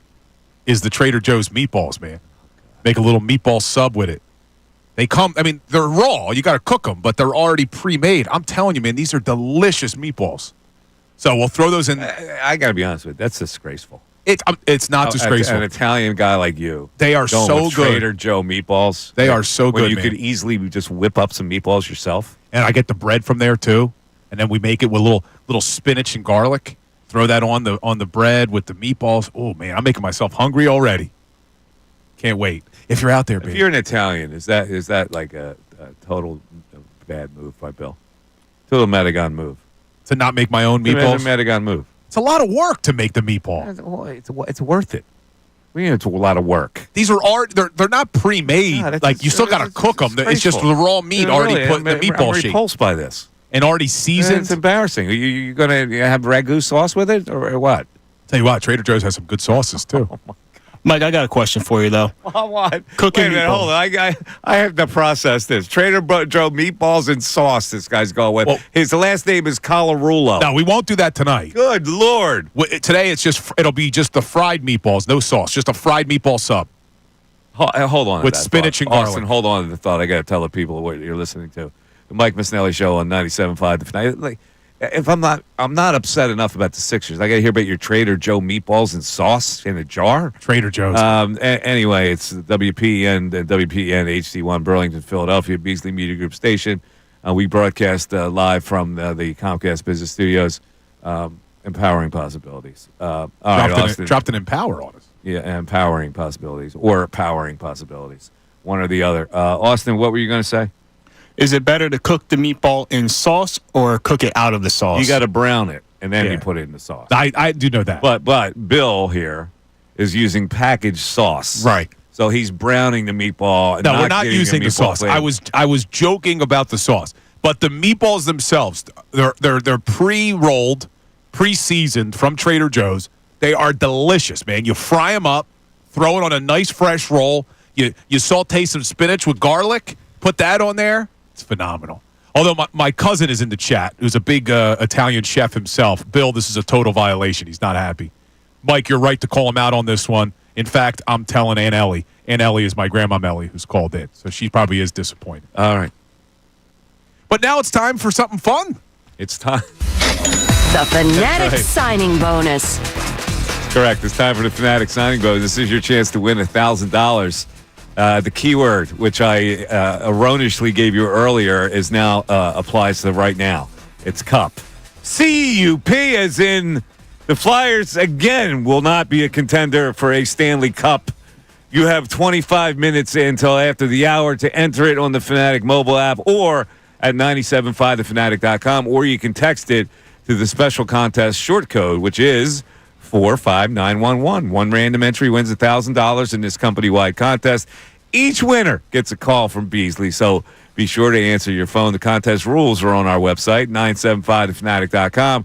And the Fanatic signing bonus is sponsored by Live Casino and Hotel Philadelphia, voted best casino in PA by Casino Player Magazine. Don't forget, you have 5 chances to win each day. 8 and 10, 12 noon, 3 and 5. That's right. There you go. All right. Well done, Mike. 12 o'clock hour, by the way, is brought to us by Service First HVAC, offering 0% financing for 48 months, rebates and tax credits up to $4,300 when purchasing a complete heating and cooling system. Learn more at servicefirsthvac.com. All right, we start the 12 o'clock hour with a little something we call the news at noon. There's a whole lot going on in this world. It's time to catch up. Here's the news at noon. 97.5 The Fanatic and 97.5thefanatic.com. All righty, it's Austin Jones with today's news at noon. What do you got today, Austin? All righty. Well, you guys kind of led me into my first news at noon with the conversation of lunch. Eagles tackle Jordan Mailata was with his mate on the Morning Shift podcast and told them what he eats before his night meetings during the season. Give a listen. So we have like night meetings the night before a game. So we go in, they have dinner for us, and it's the same dinner. So I'll walk in and I'll say, all right, can I get a steak, please? 32 ounces, which is probably like 500 grams. Medium rare? 500 grams. I could have butchered that. Then I'll go next door to the pasta station. Pasta station. This is the same meal that I've been having for the last 5 years. Getting hungry. Just thinking about it. So I'll have bow tie pasta, and I'll get both red and white sauce. Less saucy. I don't want it like a soup. Okay. I want more cheesy. I want it to be cheesy. And spinach, mushroom, sun-dried tomatoes. Not tomatoes. Tomatoes. Salt, pepper, and garnish with a little red pepper flakes. Ooh, beautiful. And then more cheese. So, what do we rate the pregame meal, guys? 32-ounce steak, The 500 grams, he said? The night before the game? Or before, get protein load. I thought it was kind of a violation to do red and white pasta sauce. Yeah, no, that definitely is. He's an Aussie. But he is not from pasta. with your steak, pasta with the steak. You get the carb load and the protein load. Is that good? I don't know if I'd want a heavy steak in me the night before. I don't know. That wasn't my night before meal. He also went on into the clip to go in and talk about some of the snacks that they have during the game too, like the PB&Js that you might see on the Twitter and everything. It was a good listen. Wait, they eat PB&J during on the sidelines? No, PB&J like when he gets into the facility wherever they're at before the game. Oh, before the game, like in the locker room. Do they have breakfast before the game? He did not allude to breakfast on that. I mean, 32-ounce steak, though. What's the digestion factor here? Sure. You have a 32-ounce steak before night before a game. You able to digest that and lose it? I would usually carb up the night before, not load up with he's doing steak. both. He's doing protein both. and carb load. He's a big guy. Can't hurt you. It's a lot of food. Protein can't hurt you. No, I guess not. But the steak, I don't know. Yeah. Hey, it works for him. Right. Protein won't hurt you, but I know who could hurt you back in the day was Julius Peppers. Eagles running back Saquon Barkley was on the Hot Ones game show and shared his welcome to the league moment. Like, were there any moments that stand out in your memory? Yeah, I'll tell you the story. Julius Peppers, unbelievable talent. My rookie year, we had a play. I broke it outside and kind of got blown dead. And he had me by my shoulder pads. And I'm like, he's trying me. So I went like this. Like I try to hit his arm down and then move. And I try to hit it again and didn't move. And then I'm looking at him like, all right, bro, like, come on, like, let me go. And then that's like when I realized that like there's a difference between like grown men strength and like being strong in the weight room. Yeah, that was probably like my most humbling moment of my life, not just on the football field, but as a man too. Grown man strength. Julius Peppers was a stud. Oh, yeah. He was a freak of nature, that guy. You know, he's a basketball player, too, right? You knew that, didn't you? Yeah, I remember seeing him play. North Carolina. Yeah. The starter. He's a big dude, man. Yeah, and I saw the clip of that video Saquon was talking about, and he does try to do the arm chop on Julius Peppers, and it's literally like a little kid was trying to stop his parent from doing and it. explain this Hot Ones game show, because I don't know much about this. What is this Hot Ones game show? So it's I forget the name of the host, but essentially the guy gets famous people to come on to his show, and they try different level of hot wings. They start the show, it's something like mild, maybe like a regular wing, and then it starts to progress to like ghost pepper I can't speak. Ghost pepper ring wings. I still can't say it. Jeez. And it starts to get hotter and hotter. I'll have to send you a couple of funny Saquon clips. was doing this? Yes, he was. Did he struggle? Did you watch the whole thing? I didn't get a chance to the whole thing, no. But I don't know if Saquon is a spicy guy. I mean, I haven't seen a lot of people have success on that show. How come a silly show like that can work and a great show like the Philly Feud stops right here in Philly? Well, this is Like, also... how come it wouldn't go national? When you had Philly I was Feud... brilliant with Philly Feud. I was a brilliant host. I was 100 times better than Steve Harvey. But Philly Feud was how many years ago? I don't know, 10? Yeah, social media wasn't as big as it is now. Like, this is a purely social media-driven show. And then these clips get talked about on radio shows and everywhere else. That's why it works. Yeah, it used to come out. It was Maybe we got to entertaining. relaunch the Philly I used Feud. to bust chops. I You used want to relaunch it? Kiss the women in the cheek like Richard Dawson back in the day, Actually, you know what we should do? What? As we plan for Fan Fest, that's coming up at the end of the summer. Have a Philly Feud. Yes, host first to listeners. There should be a I Philly think Feud. that That'd would be fun. I think that'd be excellent. And then for our last one, Mike, this is targeted around you on how your Penn State Nittany Lions were able to get Micah Parsons. He was on a podcast with Derrick Henry and explained why he didn't go to Alabama. I went to Bama for 4 days. I went out there. I said, let me go see what it's like down south. It was so hot. The workout conditions was so treacherous that I said, there's no way in hell I can survive up here. I saw the workout, and I said, I'm good. They was like, come to our morning workout. We want you to see how we work. I showed up, 6 a.m. They did like 3110s. I said, oh, my God. And then they did extra if you left early. You telling the truth because I've done 3110s before, so you ain't lying. Yeah. So I was like, maybe that was just a hard day. You know how it is. Like, they said, come back at 6. We work out again. I said, okay. Came back at 6 in the morning. Y'all did like 10 40s in a row. Y'all had to come in within the same time frame. Yeah. I was like, dang, they really work over here. I appreciate it. I definitely get better. It ain't for me. Bama ain't for everybody. So they had him working out on his visit? That's how Bama gets down. He said he went there for 4 days, so I imagine it's probably like 3110s. What's that? What's 3110? End zone to end zone. That's end zone to end zone? End zone to end zone. That's what they call 31? them? Yeah. They call them 10s? 110s. Because the end zone is 10 yards. Oh, 110s. Yeah, 3110s. Oh, 3110s. Okay. Down, back. Wow. And on. Interesting. I wouldn't survive that. I could barely get through gassers. I'm surprised they do that on your visit. Well, again, Like when you're a high school athlete, aren't they trying to wine and dine you? They don't bring you in to work your butt off. that's Nick Saban, Alabama. I guess they want to test you. So wait, he thought the cold weather of State College was better? It sounds like it. Like, Too hot down there. Come on, Micah. What's up with that? Yeah, but when you go down the south and it's hot, that is tough. When I entered Penn State, every student has to pass a physical test. And the physical test is you have to get in the Olympic-sized pool, go up, back, and then you have to tread water for 10 minutes. And if you don't do that, you have to take this special phys ed class called fitness and whatever. No way they still have that. I don't know. That's crazy. crazy. Oh, yeah, I had to do that. Yeah. There's no way that's as still a regular in place. regular students in the College of Liberal Arts had to do that, where they had to take 4 phys ed credits a term or a year, and so that had to be one of your phys ed credits, this special fitness in class. If you couldn't do the swimming, Yeah, like Gettysburg's a liberal arts school. We didn't have to do that. we had to do it Not our own up college. and back. And now listen, if you're not a swimmer. That's a lot. Olympic-sized pool, up, back, and then tread water for 10 minutes in the deep end where the diver pool is. Did you do it, or did you have to take a special class? No, I did it. I could swim a little bit. I can tread water. I did it. Come on. That's interesting. 610-632-0975. Back after this. Tyrone Johnson. It's notable.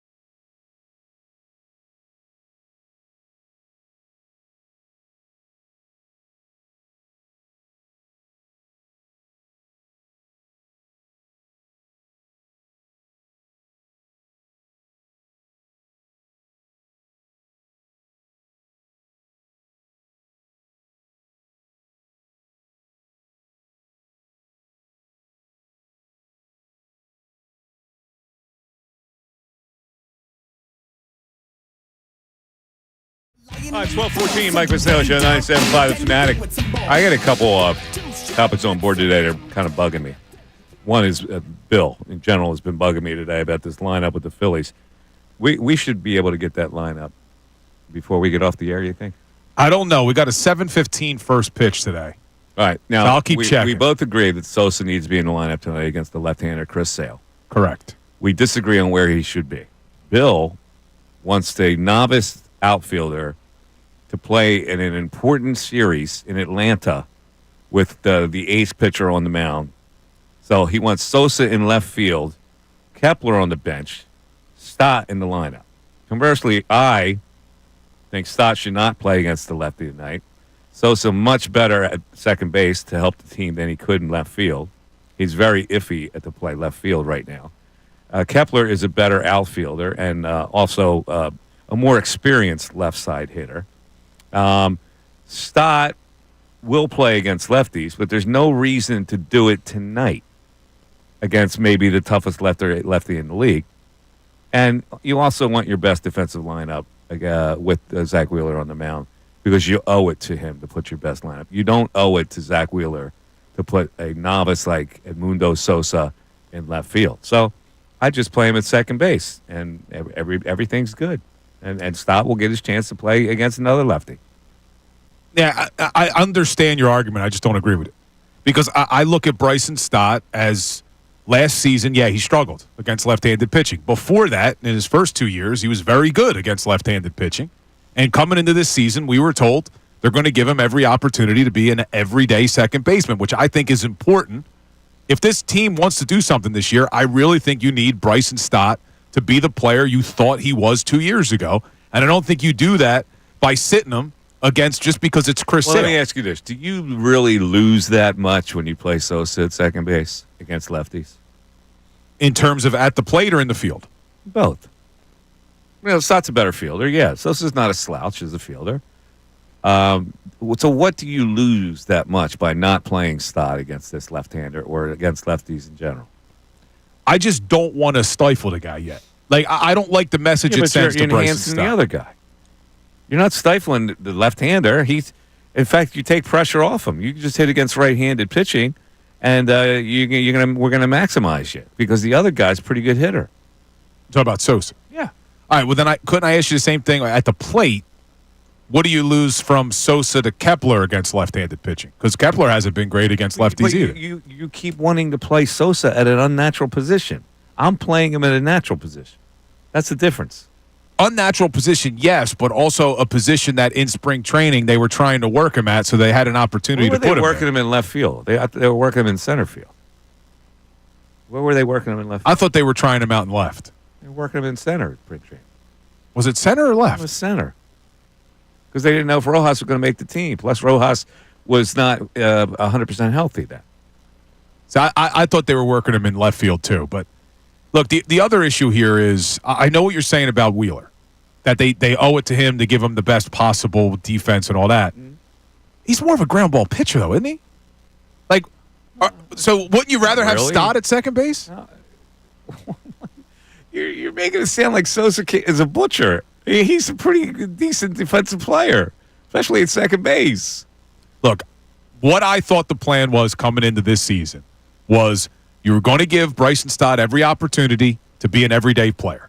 I don't think you do that by sitting him today. And I also thought that they were testing Sosa out in the outfield. I thought it was left field. You remember center. You make it sound like I'm going to put him in chains in a cage against left-handers. I'm just doing it tonight. Relax. It's just one guy, one left-hander. All right, let's go to the phones. We got Greg in Bethlehem checking in. What's up, Greg? Gentlemen, how we doing? How are you, Greg? Good. Bill, I agree with you often, but not this time. I think the play tonight is to put Sosa at second and sit Stott. With Stott's struggles against lefties, I don't think you improve his confidence level by putting him in against the toughest lefty in the business. I think there's plenty of opportunities for him to hit lefties that aren't Chris Sale. Wisdom. See, this is Greg. Many-year observer of Philly baseball. Wisdom he's bringing to the program today, Bill. Yeah. Absolutely. I get it. Chris Sale, reigning Cy Young winner and all that. Hasn't looked great in 2 starts this year. He has not looked great. Come on. What is he? Forgot how to pitch? He could snap back and be a Cy Young guy any outing. He could. I just don't think that you need to destroy Bryson Stott's confidence again by saying we're not going to pitch you again. We're not going to hit you against lefties, even though coming into the season we told you we're going to give you an opportunity to hit lefties. So now we're going to sit you down again because it's Chris Sale. Well, there's a lot of lefties besides Chris Sale that he can hit from or hit on, but it just doesn't seem to me to be the right time to put him in there with his struggles. Yeah, but he's on a 5-game hitting streak. I know it's been against right-handed pitching, but I think Stott has also been one of your better hitters of late. So keep Sosa in, but put him in left. Against right-handed pitchers, yes. He's hitting what against lefties? He's 1 for 11, I think. Yeah. Okay. I got you, Greg. Greg, you're a smart guy today. That's all right. Well, I agree with you today. Yeah, thanks for the call. That's you're a okay. very smart guy. Normally, when you agree with Bill, you don't sound too intelligent. But Chris Sale, 2 starts so far. 5 innings against the Padres. He gave up 6 hits and 3 runs, struck out 7. Next, 5 innings against the Dodgers, 4 hits, 3 runs, 5 strikeouts. So it's not like he's been terrible. They've just limited him to 5 innings in the early part of the season. So it's funny, though, how the narrative changes because it's Chris Sale. So 5 innings and giving up 3 runs, not bad. Nola, no, I'm not saying it's not but bad. I'm talking about for the fans, though. Like Nola gives up 3 runs, and it was we got to get him out of here. A 5.4 ERA is a 5.4 ERA. He has not, but it's early in the season, and obviously they're treating him with kid gloves a little bit. They're not going to overextend him. Coming off a Cy Young award year, and he's 36 years old now. So maybe he will lose it this year. Maybe they should play Stott. You changing your mind now? No, I'm not. I'm just playing into your nonsense. I really hope we get a lineup. 610-632-0975 back after this. Fanatic Sports Update. I'm Austin Jones, and this is your Fanatic Sports Update. This update's brought to you by Family Jewelers. Family and Jeweler Company Family and Jewelers Bridal Shower, April 17th through 19th. Save hundreds, maybe even thousands on the ring of her dreams. Family and Company Jewelers, South Jersey's diamond destination. Zach Wheeler's on the mound for the Phillies tonight. Wheeler's 13-8. With a 2.95 ERA and 193 strikeouts versus the Braves in his career. First pitch is 7:15, and you can watch the game on NBC Sports Philadelphia. The 76ers lost 12 in a row as they fell to the Miami Heat 117-105 and now sit 23-56 on the year. And they have they're currently 5th in the NBA lottery standings. They'll return to the court Wednesday night in Washington to face the Wizards. Tip-off is set for 7 p.m. You can listen to the game on 97.5 The Fanatic. The Flyers return on the ice Wednesday as they will face the New York Rangers at the Garden. Puck drop is for 7:30, and you can listen to the game on 93.3 WMMR. And in college basketball, the Florida Gators won the men's national title against the Houston Cougars 65-63 for their 3rd title in the program's history. This update is also brought to you by... Well, no, actually not. Again, that's Austin Jones on the home of the 97.5 The Fanatic, home of the 76ers and Flyers.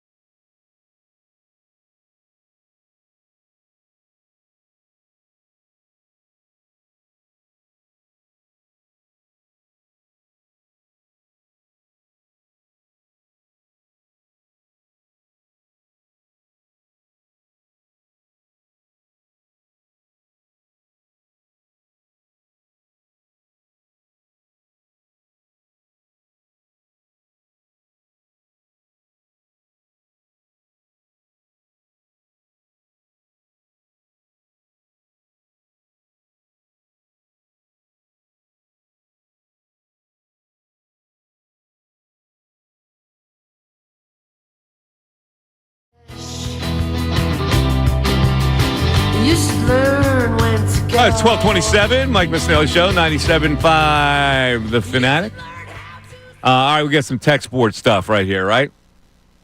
Yes, we do. First text we'll go to is, once again, Bill has a testadora. There is no way in hell Stott will be able to hit this Sidewinder. And when you said testadora, that means a hard head. Yeah, I am. I can see that I'm hard-headed. Testadora is right. Hard head. What else we got? We have Sosa playing second would be smarter because this is where his experience lies, but I think Rob will put him in the outfield like Bill said. This is a move to prioritize offense. I think Rob would prefer Stott in the lineup over other options. I agree. I do think this is what Rob Thompson's going to do. So that's what this conversation kind of started, is what we thought Rob Thompson was going to do, and I would agree with it, is just looking at Thompson's quote after the game on Sunday was, are you going to start considering putting Sosa in left against left-handed pitching? And he said yes. And now you got a left-hander on the mound, so do it. Keep Stott in the lineup. See, what I don't like is you have a pitcher as good as Chris Sale is, but you have a pitcher that Bryson Stott has never faced. And we are all just making the assumption, he can't hit this guy. Like the guy who's calling me hard-headed. Oh, Stott's never going to be able to hit him. Well, give the guy an opportunity to try to hit him. Give the guy an opportunity. And when Bryson Stott, we are basing this all off of what he did last season. When you look at his career, he's been very good against left-handers. He just wasn't last year. And he said that he was battling that elbow injury. I think you give the guy a shot. Mike's position is you give him a shot, just not today. And I don't see why not. Why not today? Why not keep Stott in the lineup? You put Sosa in left field. It's something that you were practicing in spring training. Just go with it. Yeah, okay. I'm hoping we get a lineup. I'm hoping Topper's right. And then tomorrow, when you're driving wherever you're going on vacation, you're going to have to call in and you're going to have to say, Bill, you were right all along. We have that as a drop, by the way. Yeah, well, you're not, because this is just a special. You're making it sound like I'm anti-Stott, and I'm not. I like Stott. I was defending Stott before a lot of people were here. No, you are a big fan of Stott. Yeah. So I'm just saying tonight the move is you get Sosa in the lineup, you get him in at second base, and you don't take a chance and put him in left field in an important series like this with your main guy going. I just don't think that's. I think it's foolhardy to do it that way. It's like overthinking it. Now, we could look at this a different way. Like, you and I are going back and forth on where Sosa should be in the lineup because he's been so hot. But what this is highlighting for me, again, is how weak this outfield is at the plate. Because now, you're going to have Marsh or Rojas. It's got to be Rojas. You're not going to trust Marsh against Sale. He's been terrible at the plate. Rojas is going to give you what he gives you. Maybe gets on with a bunt. Maybe he gets a sacrifice, whatever. Anything he gives you is gravy.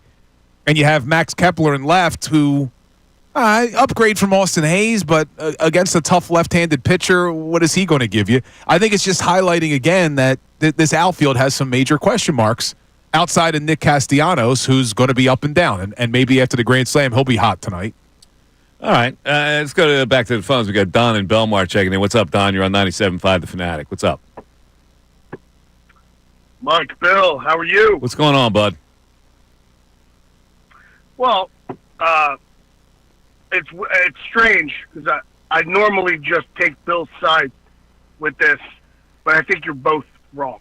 Oh, this is big. This is big, Dom. I didn't hear this was Dom. What's up, dude? You could disagree with me. It's fine.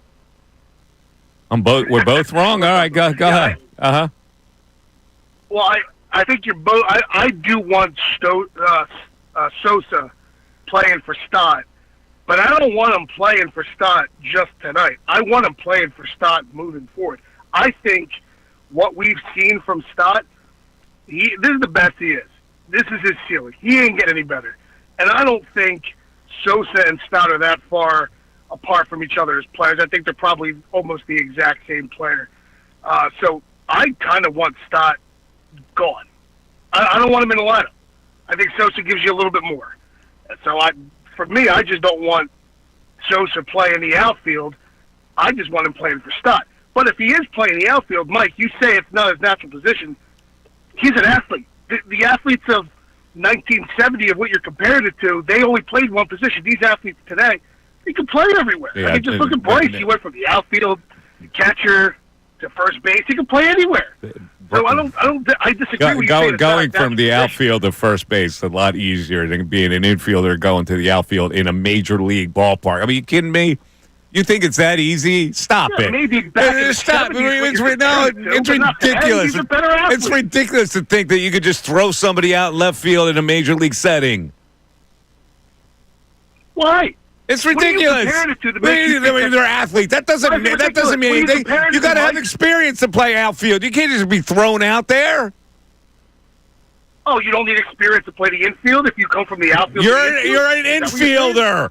You're an infielder. By nature, you're an infielder. You know how to play every position in infield. The difference in depth perception in the outfield is large. Come on, man. Harper went from catcher to the outfield. Harper was Catcher to the 14 outfield, years back to the old when he was a catcher, for crying out loud. 14. But what are you comparing Stop it to? Saying it. that He can't played the go outfield and he from the played infield first to the base. outfield? It's completely different when you're an outfielder to play first base. He's not playing shortstop. Maybe in the Mookie 80s when Betts you- is the when only you guy were, that can do you know, that. watching these kids.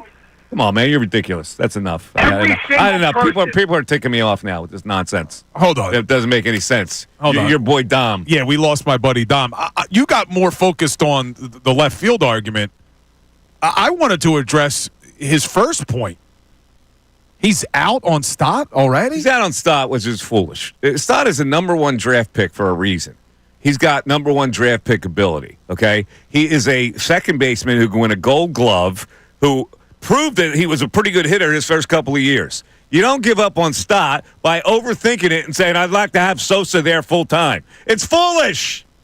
Yeah, what is wrong with you people? That I can't get behind. You don't give up on Bryson Stott because of one down year last year, because you could go back 2 years and the guy had a... Guys are athletes. What athlete? What players that are you throwing into left field in Major League Baseball that they don't miss a beat? Mookie Betts is the only player, maybe in the history, who can play those kind of positions. That's it. I do think you're hyping up the difficulty of left field a little much. I mean, if you're telling me Kyle Schwarber can play left, man, I think Edmundo Sosa is a good enough athlete to play left. Did Kyle Schwarber hurt you in left field? Did he hurt you? Yes, he would. Yes, he did. He would. He hurt you all the time. But Sosa is an athlete. You saw it. Just look at him getting out of the box on Sunday to how fast that guy is. It doesn't mean that you can track fly balls down. It's a different kind of perspective. They spent spring training working on this. Never played the game. You don't know the intricacies of what it takes. You just can't throw a guy in a major league setting in left field and expect that he's going to. You don't. Maybe you do it eventually. Maybe you do it dribs and drabs. Maybe you do it in late innings to give him some experience. You're throwing him into left field in an important series. It's foolish. I think you're overhyping how difficult it is. I can't take it. For a guy who's an athlete like Sosa. Can I leave now? Can I go on my trip early? Do I have an excuse to leave? And look, this is like beat my head against a cinder block wall today with people. 610-632-0975. Back after this. Tyrone John.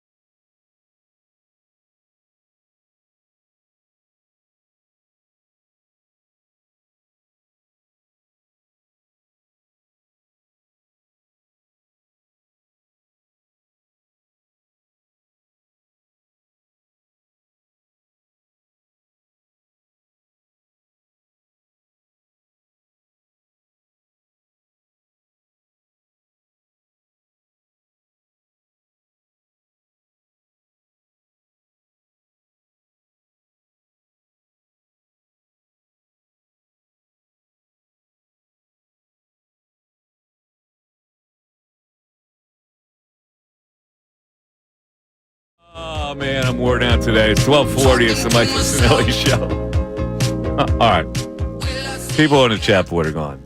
Pat Burrell went from third base to left field. Pat Burrell was drafted because he played third base in college, but he immediately was installed as the left fielder. So in the minor leagues, he played left field. So when he came up, he was left fielder. Yeah, but I think Sosa's probably a better athlete than Burrow. Just because you're an athlete, that does not mean they can throw you in a major league left field. Like, what are you thinking? This is an easy game? This is not an easy game. It actually would be easier for him to play center field than it would be to play left field because the ball comes off at different angles. The ball hooks to left field. The ball's pushed to right field. There are different angles. As a center fielder, they come right at you most of the time. Let me ask you this question. If it's such a ridiculous concept to put Edmundo Sosa in the outfield, then why the hell did the Phillies try it in spring training and say that they're going to consider it? If it's so ridiculous. You want to know why? Because Dombrowski didn't get another left fielder. That's why. And they had to make with what they could do. Like, if they could take advantage of a right-handed bat, which he was the only guy on the bench that had a right-handed bat, I guess they said, well, maybe we can play him in left field. Yeah, but it was desperation. The way you're acting, this is the way the conversation should have gone. Someone goes into Rob Thompson's office and Dave Dombrowski says, hey, we should try Sosa in left. And they would have responded, are you kidding me? No. Have you ever played the game before? No, that's not what they would have said. You can't put a guy in left field? Here's what they would have said. Yeah, I guess we're desperate enough to do that. That's what the answer would have been. That's what the answer would have been. Since I didn't get a right-handed bat to balance what Kepler was, I guess we got to use all our resources. You know what our resources are right now? We got exactly one right-handed hitter. So maybe we'll try him. It's total desperation. So try it then. What I'm saying is I don't think it's as ridiculous as you're making it out. And the other example... It's ridiculous tonight. Maybe not in the future. Tonight, you're starting a series against the Braves. You're going to throw a guy in the left field when Wheeler's pitching? It's not ridiculous You're missing tonight. my whole point. It's not ridiculous tonight because your hottest batter by far is Edmundo Sosa. So it's not ridiculous. So play him at second base. What are you losing if you play him at second base tonight? You're taking Stott out of the lineup. Stott, who's 1 for 11 against left-handers. What are you losing by tonight playing Sosa instead of Stott? You're not giving Stott the opportunity. That's what you're losing. That's not good enough. You're taking away. You're messing up your whole defensive game plan if you put Sosa in left field. I think you're over. You're over. You're right. It's really easy. You're Mr. Baseball over here. You're overanalyzing it's left really field. easy. Just throw a guy in left field. He's an athlete. Well, he can run. I guess he can play left field. Okay. All right. Let's do that. But let's go back to the text. Yeah, please tell me there's someone agreeing with me on this.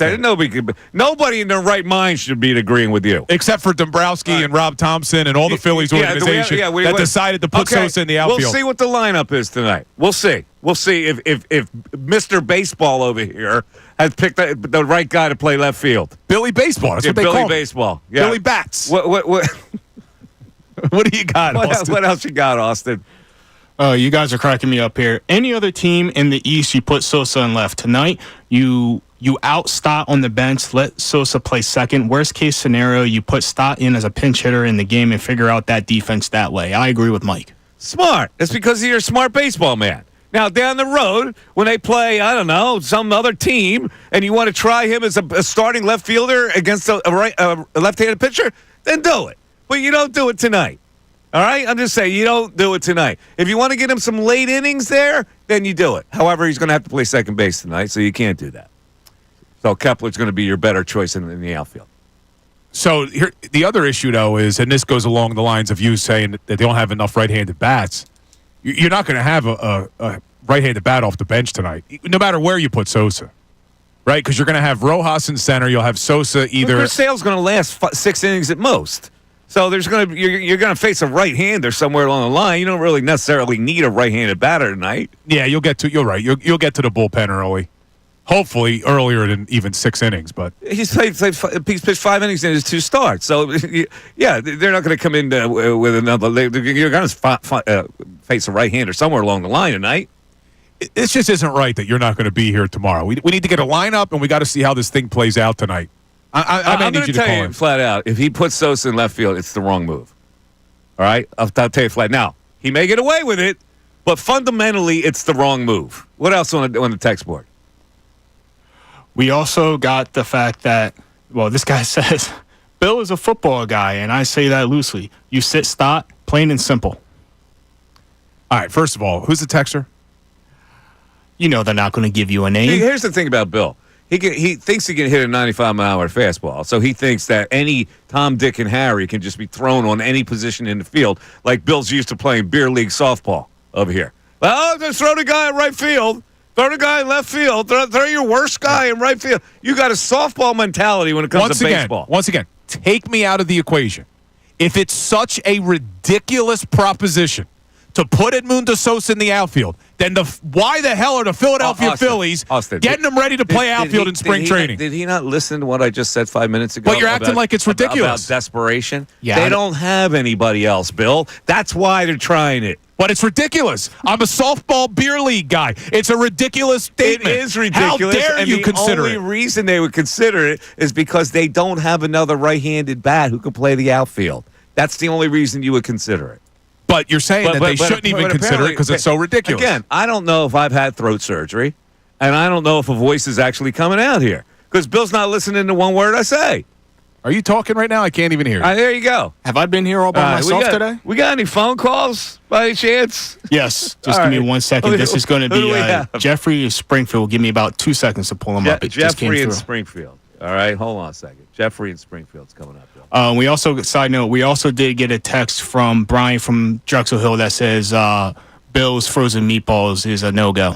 They're not frozen meatballs. They are fresh Trader Joe meatballs. Yeah, but they are freshly made meatballs. They're just it's ground beef. It's just already in the form. You're an Italian man. They're delicious. Who is buying ready-made meatballs from Trader Joe's, not even from Giuseppe's supermarket. Trader Joe's you're buying meatballs from. Oh, I also want to address something here.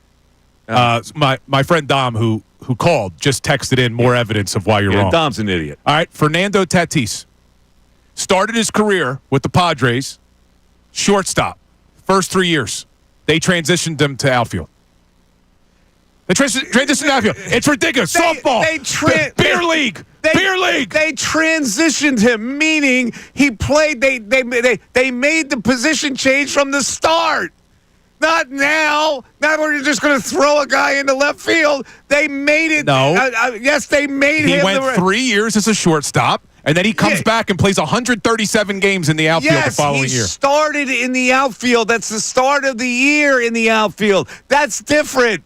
This is a guy you're throwing in there. That's not true. They were working him in the outfield in spring training. This was the plan. He's played like 3 innings in the outfield. 3. Ridiculous. What am I doing here? Get me out of here. Somebody rescue me. Thank God Mike's off the rest of the week. I can't take him anymore. Other than baseball? I can't talk baseball with you. You're a lunkhead. I hope seriously, you're a lunkhead when it comes to this game. I hope that Rob Thompson. No instincts for baseball whatsoever. I'm hoping Rob Thompson's a lunkhead tonight too, and he goes with the lineup that I'm saying, and then we'll see how much of a beer league softball guy. Okay. Hey, I tell you what. Let's tap the keg over here, guys. Let's play softball. Let's play a softball game. We'll play co-ed softball, and we'll tap a keg, and Bill can play anybody in left field that he wants. All right, let's go to Jeffrey in Springfield. Jeffrey, you're on 97.5 The Fanatic.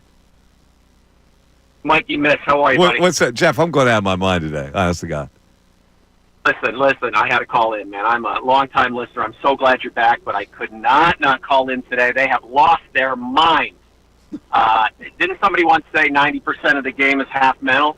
You cannot take a guy that is raking at the plate and say, hey, good morning, you're going to play left field today in Atlanta.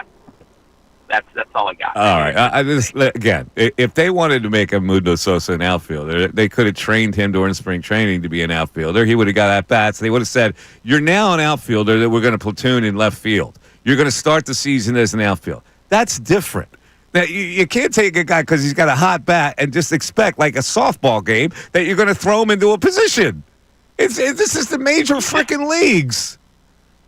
Just think about the stress and what this guy's going to be thinking about now, Plus, he's got Wheeler glowering at him if he doesn't come down with a ball. Like a bloop ball that he has to judge whether it's a bloop or whether it's, how you get a big swing and you think it's going to go a long way and it turns out to be a bloop. Those are the things, the nuances that people don't understand that an outfielder has to recognize in the big leagues. I got moved from shortstop to center, and it was first practice. The line drive came dead at me, and I thought I had it. Was flying right over my head. It's all depth perception. It's total depth perception, and you really have to get used to depth perception by playing multiple innings in the outfield. All right. Thanks, brother. Exactly. I appreciate it. Thank you, Jeffrey. Jeffrey, another smart baseball man. Yeah, these people calling up to stroke your ego. I need the true baseball people to call in. They're not stroking my ego. They're stroking the ego of baseball. That's what they're stroking. Baseball's played a certain way. But you're both acting, and I see this in the YouTube chat, and I agree with it. You and the caller are acting like Edmundo Sosa was told for the first time today, hey, guess what? We may put you in the outfield. They've been preparing for this for months. For months they've been preparing for Sosa in the outfield. You're acting like this is this revelation. This morning they woke up and said, you know what? Let's try you out there. He has been warming up for this for months. You don't do it tonight. When you're facing Chris Sale and Zach Wheeler's on the mound, you put your better defensive team on the field. 610-632-0975. Back after this. Fanatic Sports Update. I'm Austin Jones, and this is your Fanatic Sports Update. This update is brought to you by Mercedes-Benz. That feeling of owning your first Mercedes-Benz is hard to believe, but it's real. From the leather stitching to the iconic design, every element of a Mercedes lives up to the reputation. See for yourself at your local dealer. Zach Wheeler's on the mound tonight for the Phillies.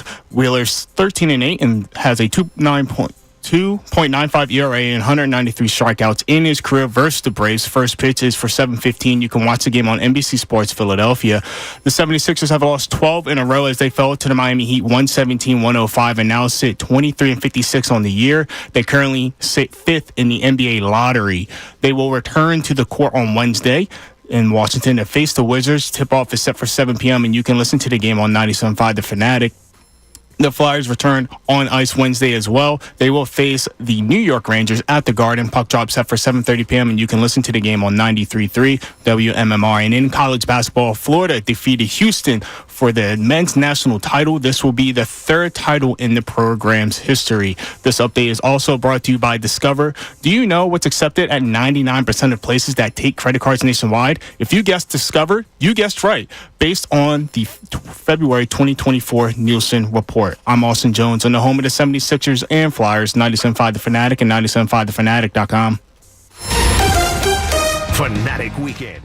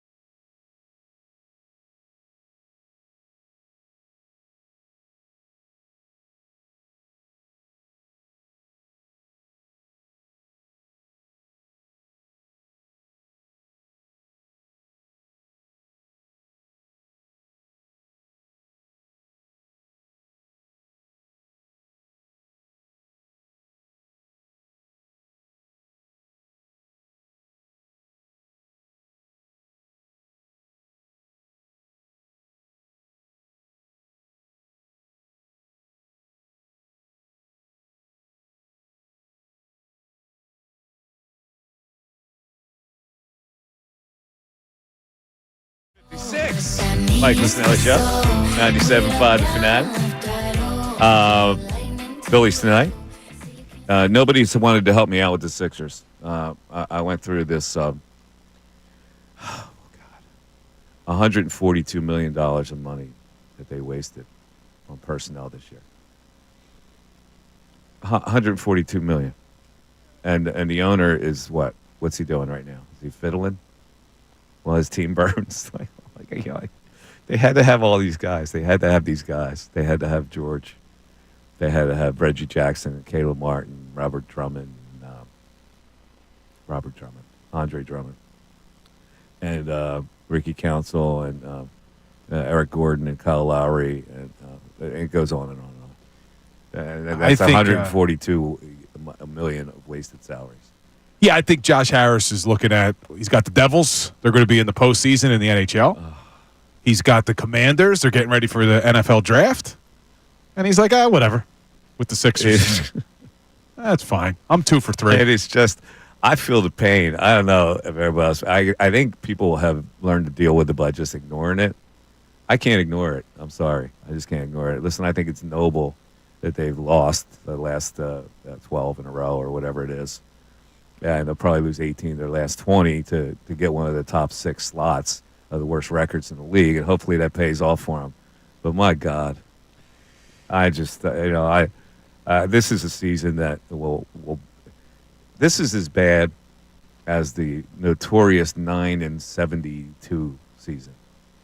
Yeah, but at least you kind of going into the 9-72 season, you knew it was going to be a bad year. Yeah. This is the first year I can remember in a really long time. I mean, really, you look at across the board of all 4 major sports, this is worse than the Dream Team year with the Eagles. Like the Dream Team year with the Eagles, we went in referring them as the Dream Team, thinking they were going to be good, and they weren't. I mean, we thought the Sixers, a lot of people, I say we, not talking about you, but we as a lot of fans thought this would be the year they would at least contend with the Celtics. Maybe they wouldn't beat them, but they would get to an Eastern Conference Finals. That's what I thought going into the season. I think a lot of people thought the same thing. 60 on Embiid, 49 on Paul George. $109 million. You might as well lit it with a match, a cigar lighter. $1,000 bill by $1,000 bill. Just light it on fire. We got nothing else to do. It would have been a lot easier. All right, you're listening to the Mike Missanelli Show on WPEN HD1, Burlington, Philadelphia, Beasley Media Group station. We broadcast every day live from the Comcast Business Studios, powering possibilities. 610-632-0975. I'm sorry, Austin, what did you say? We got Ish on the line? Wow. Whoa! To start the 1 o'clock hour? I haven't heard from Ish in we haven't weeks. heard from him. What a boffo guest. Ish from Levittown checking in. We'll start the 1 o'clock hour with our man Ish. Ish, where you been, brother? What's happening? I'm fine. The new phone system is, I don't know what's going on. The new phone system messed you up. Let me ask you a question. Have you tried to call and you haven't gotten through? Have you had problems calling in? Yeah, it's like elevator music at the end. Yeah. I don't know if you guys got Bell Atlantic over there or something. Yeah, it's been throwing people off, and we apologize for it. We got a new system that's coming in supposedly this month. But I appreciate you calling right now. Thank you. I wanted to talk about the Phillies and Sousa. He's actually in my field. I think it'll make a difference. And then like Bill said, we're not really getting any production out of there on that side anyway. So I think starting him wouldn't be a bad thing. And if he does bad, then you pull him. But I do agree with you when you say Wheeler.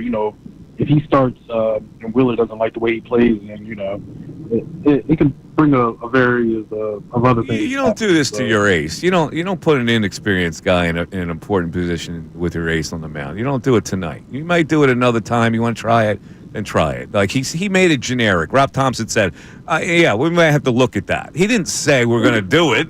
He said we may have to look at it. Yeah. Do you think he's like because he has been hitting good so far, but do you think that they're going to use him up because I did listen to what you said yesterday. Yeah, I think Like, when you use up a Nationals- part-time player, you use him up. You use up his effectiveness. I think you got to pick your spots with him. This is a spot that I would put him in the lineup, no question. Against a tough left-hander, I play him at second base tonight. And no muss, no fuss. I'm not hurting Stott's feelings. I'm not canceling the fact that Stott could be an everyday player by playing Sosa tonight in one game. Yeah. Stott just has to pick it up. That's it. He's in the beginning of the season. So Yeah, he got 5 We'll see where it strikeouts. He's goes. 1 for 11 against lefties with 5 strikeouts. This is too tough of a spot to put him in against Chris Sale. Yeah. I think tonight's game I win. I see Test Ish is the waters, agreeing with me. Ish normally never agrees with me, and he's agreeing with me today, Bill. He's rusty on his calls, Ish. It's fine. We'll let this one slide today. Ish, you're a wise man. Keep calling. All right. All right, have a good day. All right, buddy. There you go. I just the issue I have with the whole Bryson Stott conversation is, okay, he's 1 for 11 to start the year, and he struggled last year. It's just that how are we going to learn what exactly Bryson Stott is? Is he the 2023 guy who hit 280 against lefties, or is he the guy you saw last year who arguably had an elbow injury? Which one is he? You got plenty of time to learn that. Really? But why make the decision now, 9 games in, to sit him Because it's down? Chris Sale. That's why. And if they have a left-hander coming up soon, they're going to face 2 righties after this. So he'll be fine. The next series, there's got to be a left-hander that's going to throw against him, right? So you play him against that left-hander. You just don't play him against this one. That's all I'm saying. And when, if ever, would you try Sosa in the outfield? Again, not when I got my ace on the mound. Not when I have my ace. So Sorry. I'm protecting my ace. To me, I would insult my ace if I threw in Mundo Sosa in left field tonight. That's an insult to my ace. Oh, stop. It is. All right, what's your lineup You then? owe that guy your best defensive lineup. What's your lineup today? It's simple. Turner leading off for you? It's a lefty on the mound. Yeah. All right, so Turner's your leadoff. He's playing short. Yeah. Second, Bryce Harper. Yeah. So he's batting second at Yeah, first. I'm okay. Alec Boehm back in the lineup tonight? Yeah. All right, he's hitting third. Schwarber's the cleanup hitter. Kyle's cleanup. Who's your 5-hole? My 5-hole would be Castellanos tonight. I agree with you. So far, we're spot on with each other. I'm going with Casti. He's got the hot bat probably after hitting the grand slam. Now, who's your 6? Kepler. All right, so you're keeping Kepler in the lineup tonight. All right, 7? JT, you're going with the righty-lefty all the way down the lineup. 8. Sosa. All right, so you got back-to-back righties, but it's fine. Left-hander on the mound. Rojas. And Rojas. So 3 straight righties at the bottom of the lineup against the left-hander. Yeah. All right, the only difference I have is I'm going Sosa and Kepler. I'm switching. So I'm having Sosa because he's going to replace him in left, and then I'm letting Stott play against the You got Sosa left-hander. hitting 5th? No, I meant I'm switching them in the field. Oh. I'm having Sosa Oh. play for Kepler. Oh, yeah, okay. So then I may have to put, where do you put Sosa? I'd have to look at where I'd put him in the lineup, though, because if we have Casti hitting 5th, do you go righty-lefty all the way down? You're not going to move Stott that high I am up. stunned you're putting Coach Sosa in the lineup tonight in left field. I'm stunned. Stunned by it. I'm almost stunned speechless. That was my point. I wanted to get you speechless. I'm totally speechless. I've lost my zeal now to even argue. You've lost your zeal. I've lost my zeal I've to beaten you argue. down. It's only taken 3 hours. You beat me down. All right, now I'm looking at the. All right, here it is. Sunday, April 13th, the next series. Well, and it also might be Friday, April 11th. The Cardinals have not announced a pitcher after this Atlanta series. So the first game they play the Cardinals, Nola pitches against somebody. If that somebody's a left-hander, Stott's facing him. And I know he's going to face Liberatore on Sunday, April 13th. That's the lefty that I would not be afraid to put him in the lineup against. And if they throw a left-hander on Friday, I'll put him in for that one as well. Is that a good enough compromise for you? Not tonight. Does that work for you? Billy Baseball? I may have to deal with it if that's the plan, but that's not what I would do. But you're at least going to give him opportunities, though. So we're in agreement. I told you I'm giving him opportunities. I give him opportunities. Yes, I like Stott. I'm a Stott guy. Doesn't sound like you're a Stott guy. Oh, you can't. You're He can't hit Sale. You're ridiculous. He can't hit Sale. I am not taking the chance to throw him into a lineup where he's struggling against lefties and have that guy who throws from behind his back, for crying out loud. He throws from behind the left-hander's body, and I'm not going to put Stott in the game like that. He's just a different left-hander. He's a slinger. All right, so you're keeping Kepler in the lineup. Not because he's any better against left-handed pitching, just because you like him in the outfield. I trust him better against left-handed pitchers more than Stott, and I trust him in the outfield more than Sosa. It's really simple. I'm putting my best team on the field in this start of this series, 3-game series. 610-632-0975. Mike Missanelli Show continues. The Philadelphia 76ers. Sixers win.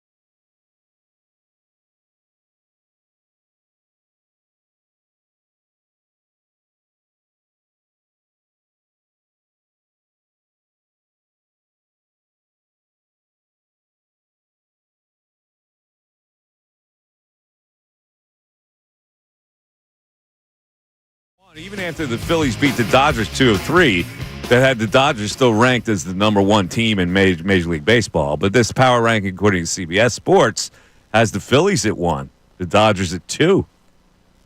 Yeah, the MLB.com one still had the Dodgers as number one. But, yeah, I saw the CBS Sports.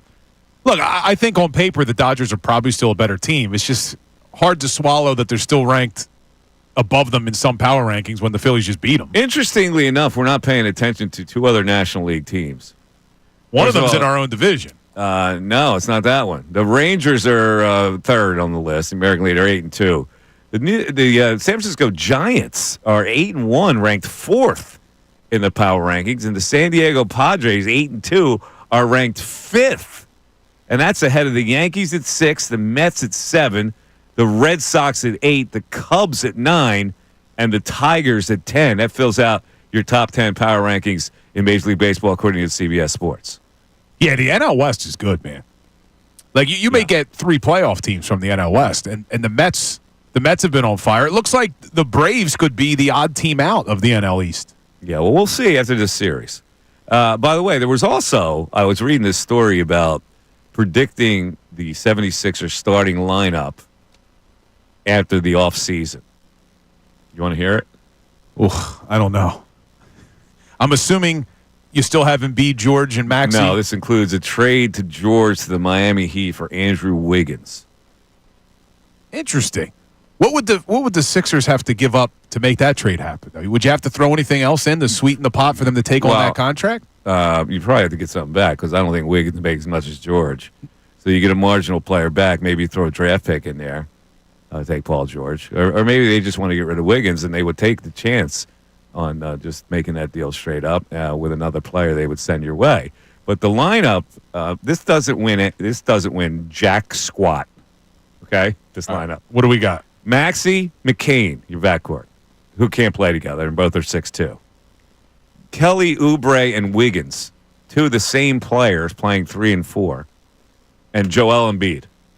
Now, you kidding me? I hate it. Wait, where'd you get this? Who put this out? This is from the SixerSense.com. Gotcha. Well, I mean, I like they're thinking outside the box of getting rid of George. It just don't fit. But this doesn't work. The 2 guards don't fit, and the 2 forwards don't fit. Now, where's Cooper Flagg in that lineup? Cooper Flagg's not in the lineup, so apparently they're not going to get Cooper Flagg in the draft. Mind you, Wiggins next year $28 million, Paul George $51. Yeah, so you're going to have to throw another. Yeah, you couldn't make that deal. No, you'd have to. There would have to be 2 other decent salaried players that the Sixers would get back in that deal. So, I'm going to tell you this. I've said this before, and for everybody out there. We got to get out of this fairy tale land that there's going to be drastic changes to the personnel next year. You're going to get the same big 3 coming back. I do not see a scenario where they're able to trade Paul George or Joel. You're going to come back with the same big 3. They're going to have to add some other pieces because a lot of these guys are on, all the old vet bench pieces aren't coming back. But they're going to sell to the fan base. It was an unlucky year. Health played a major part. We're going to run it back with these big 3, and we think we're going to be able to be successful. Now, let me ask you this question. Do you believe the head coach will be back with that same team? I'm really nervous that they're running it back with same thing, everything, including the president of basketball operations. Yes. Now, I don't agree with it. Morey will be back. Nurse will be back. The same lineup will be back next year. I don't agree with it. I think that they should make a change in the front office. I'm less on the fire Nick Nurse train. Like, I know why they could do that, and I wouldn't be upset if it happened. But I'm not going to lose my mind. If they get rid of Morey, but they keep Nurse, I think I'd be okay with it. Let me ask you but I'm expecting everybody back. Has Nick Nurse impressed you at any level this year? In one area. What's that? Figuring out how to lose games. That has been it. Well, that's good. That's good enough for you to keep him? No, it's not. No, it's not. But well, why do you think they would keep him?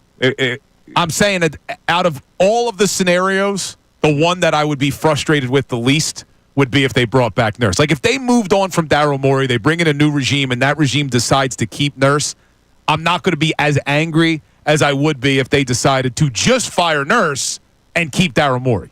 Like, I can't see a scenario where you just blame the coach and you keep the architect. You agree with that? You can't just fire Nurse and keep the architect of this whole thing.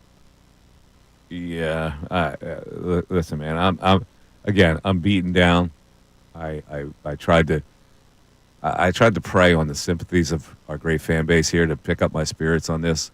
I've already gone over the $142 million that they lost in salaries last year for absolute crap, and now you're going to tell me they're going to run the whole thing back? That's my gut, man. I wouldn't agree with it, but knowing what you know about Josh Harris, couldn't you see that being the sale? Look, we had bad luck with injuries. We're going to give this another shot. We were really excited about Paul George. Joel had the surgery. We're excited to ramp him up. We're going to hear that again. Ramp him up this summer. You know what I'm talking about. With as frustrating as this organization has been, do you see a scenario where they run it back? You could see that. Yeah, I can see it. And that would be very frustrating for a lot of people, but I'm just warning people, don't get your hopes up that there's going to be these drastic changes because I'm not confident there is. All right, let me ask you. They run it back. Do you have any hope? No. If they run it back, let your mind run wild. If they run it back, is it possible they have some kind of semblance of success? Possible, unlikely.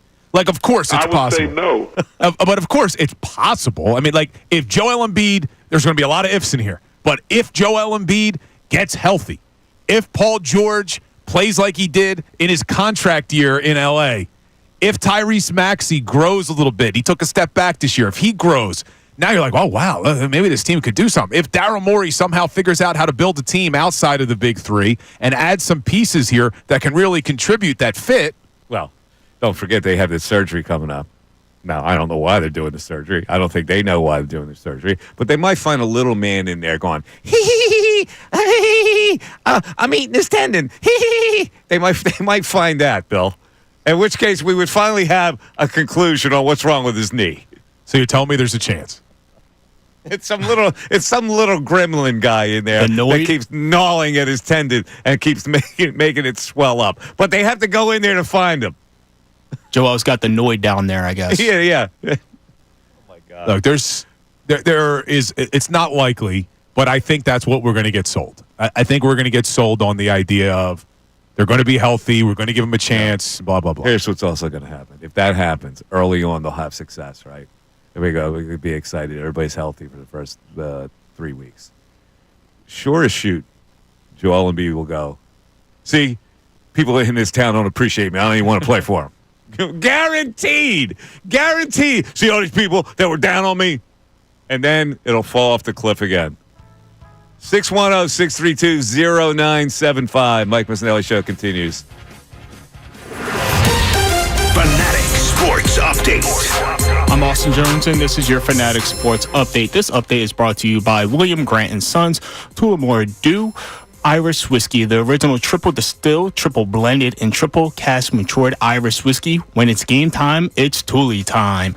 Now, Zach Wheeler will be on the mound tonight for the Phillies. Wheeler is 13-8 with a 2.95 ERA and 193 strikeouts in his career versus the Braves. First pitch is for 7:15, and you can watch the game on NBC Sports Philadelphia. The 76ers have lost 12 in a row as they fell to the Miami Heat 117-105 and now sit 23-56 on the year. They currently sit fifth in the NBA lottery standings. They'll return to the court tomorrow night against the Washington Wizards in Washington. Tip-off is set for 7 p.m., and you can listen to the game on 97.5 The Fanatic. The Flyers return to the ice on Wednesday night as they will face the New York Rangers at the Garden. Puck drop is for 7:30, and you can listen to the game on 93.3 WMMR. And in college basketball, the Florida Gators have won the men's national title against the Houston Cougars 65-63 for their third title in the program's history. This update is also brought to you by True Green. True Green, get a golf course quality lawn for less than you think. Sign up at truegreen.com. That's TRUgreen.com. True Green, the official lawn care provider of the PGA. I'm Austin Jones on the home of the 76ers and Flyers, 97.5 The Fanatic and 97.5thefanatic.com.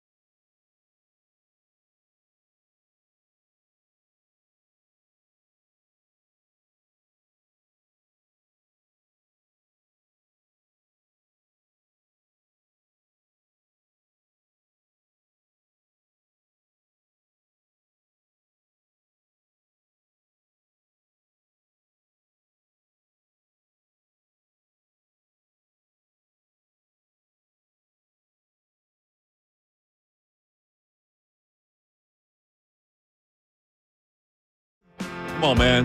MJ Lenderman. 610-6320. See, there's a guy out there, the camera crew guy, who's digging it. He's the MJ Lenderman, man. I can tell. Yeah, he did. He gave you the head nod. He gave it. He gave it to you. He gave me the yep. He looked back like respect. We're playing this. Exactly. Respect is true. All right. 610-632-0975 is how you climb in. Tonight, it's a shame that we're not going to get this lineup before we get out of here, because that would have been a hoot to figure out whether he was going to go with you. If Rob Thompson is playing Sosa in left field tonight, I'm thinking that maybe he's got a fever coming on. We'll see. 'Cause it's totally illogical. A baseball man like him, the way he thinks, if he actually made a move like that against the Braves with Wheeler on the mound, I don't know what he's not the Rob Thompson that I remember. Oh, we'll see. We'll see what happens, Michael. But it'll be a good game. Like, I'm excited. At least we were talking about how we don't have the Sixers and you don't have the Flyers. At least the Phillies, like they were last year, are must-watch television now. Like, I think half of the Delaware Valley, everybody's just tuned in. Like, even my wife just texted me, we got the Phillies tonight. Like, I love when the Phillies are good. By the way, I love the Phillies-Braves game. There's nothing better than the Phillies-Braves game. I got a lot of good news for you, too. What do you got? So there's a report from your old producer, Mike Garafolo. Uh-huh. Guess who the Eagles are going to be hosting for one of their pre-draft visits, one of their 30 visits that they get? I have no idea who that could be. A Penn Stater. Oh, it's not the tight end. No, another position in need. It's the safety. Correct. Jalen Reed. Jalen Reed, who missed last year.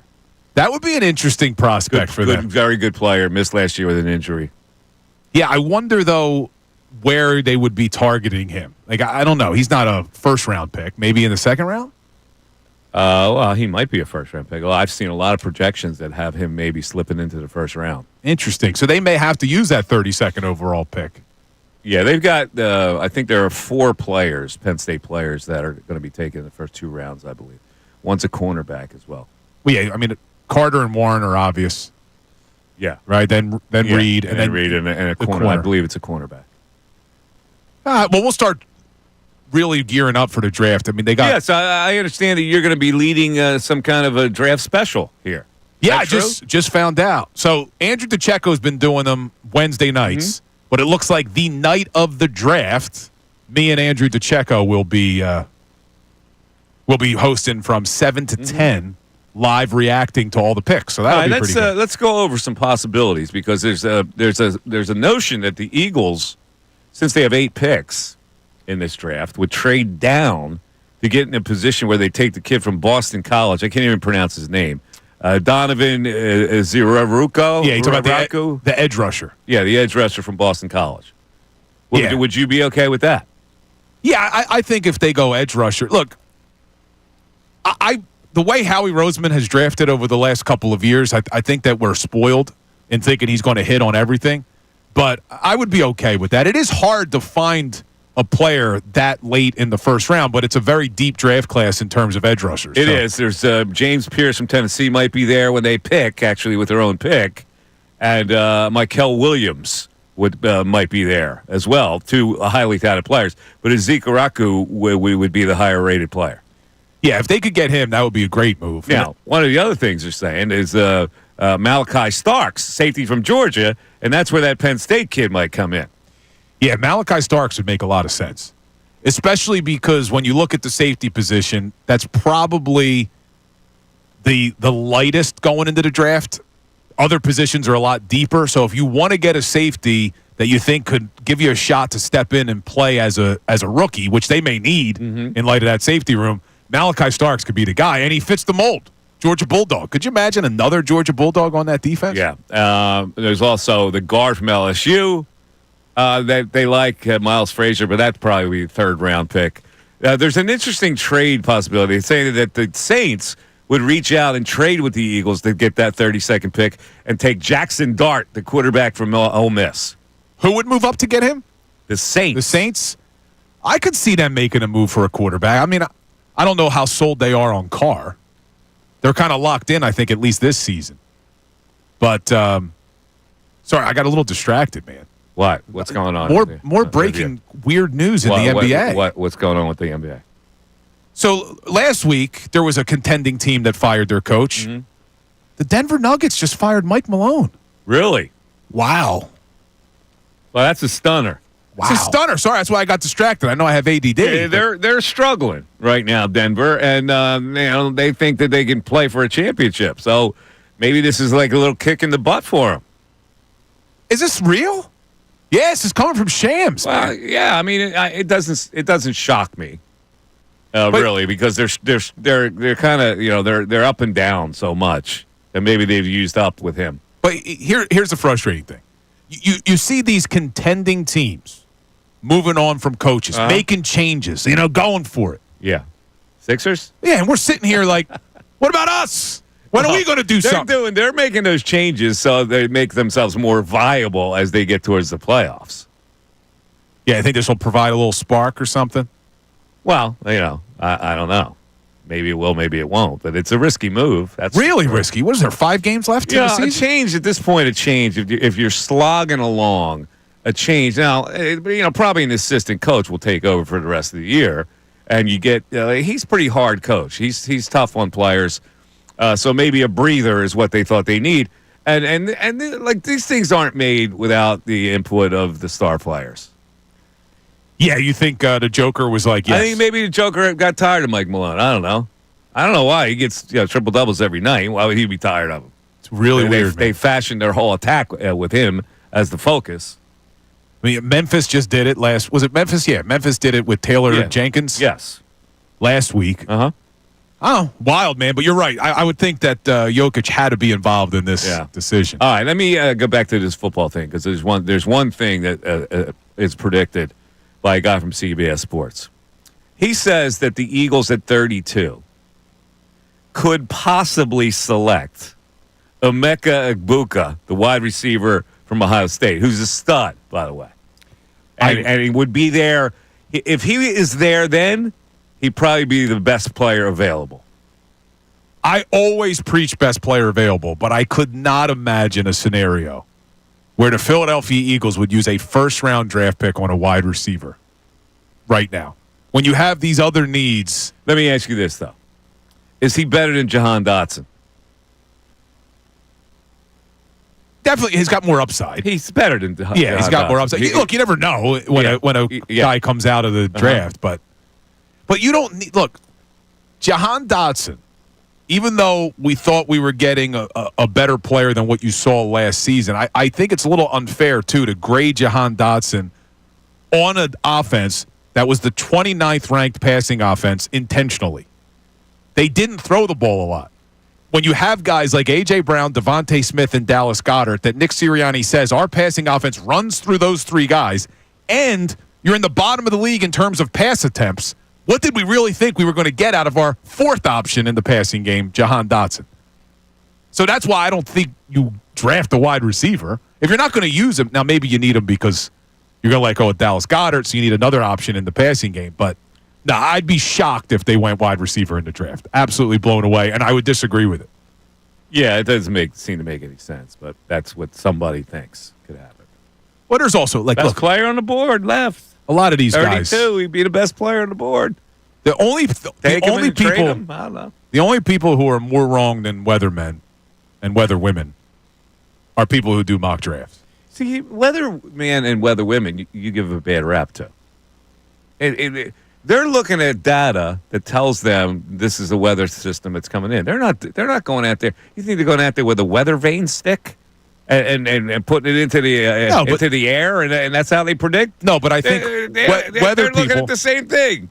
Weather people are one of the only industries where you could be wrong extremely often and still be okay. See, it's such low-hanging fruit to pick on weather people. It is. I'm not picking on them. I'm stating a point. No, they're not.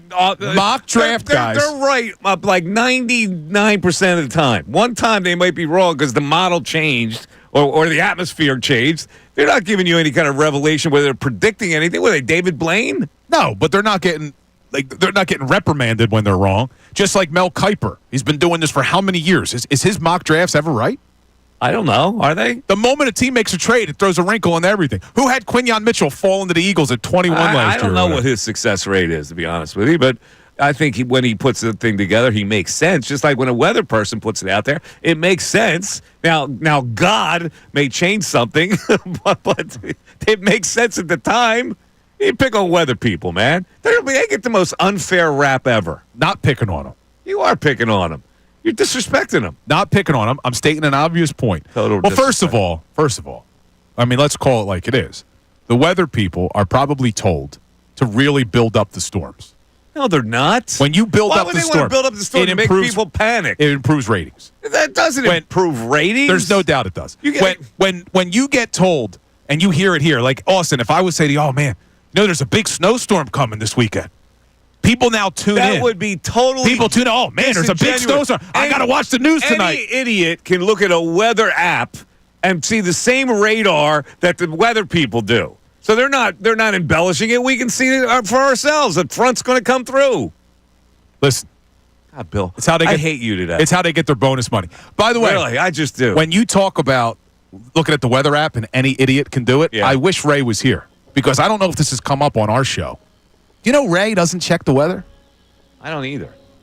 So how do you know what to wear in the morning? I don't care. I don't care. How do you know to wear a jacket or not? How do you know if you need an umbrella? Well, I opened the door and it's chilly, and I put a jacket on. It looks chilly. I put a jacket on. It's not like it's some kind of rocket science. You don't check the weather? No, I don't check unless I'm playing golf the next day. I'll check the weather and see what it's going to be. But normally I check the weather. The weather is what it is. I live with it. God wants it sunny. God wants it rainy. He wants it chilly. It's God. You may be sick of me. I'm over you today. I'm over it. What's the point of checking the weather? You and I need a break. You got to live in it anyway, whether you know it or not. Austin, you check the weather. I do, but as I sit here, I feel like the child when both parents are just arguing and they don't know how to input. Yeah, you gotta check. You gotta check the weather. I'm glad to get out of here for 3 days. I know. I need a break. My goodness. 610-632-0975. Mike Missanelli Show continues. I love you. We want to hear from you.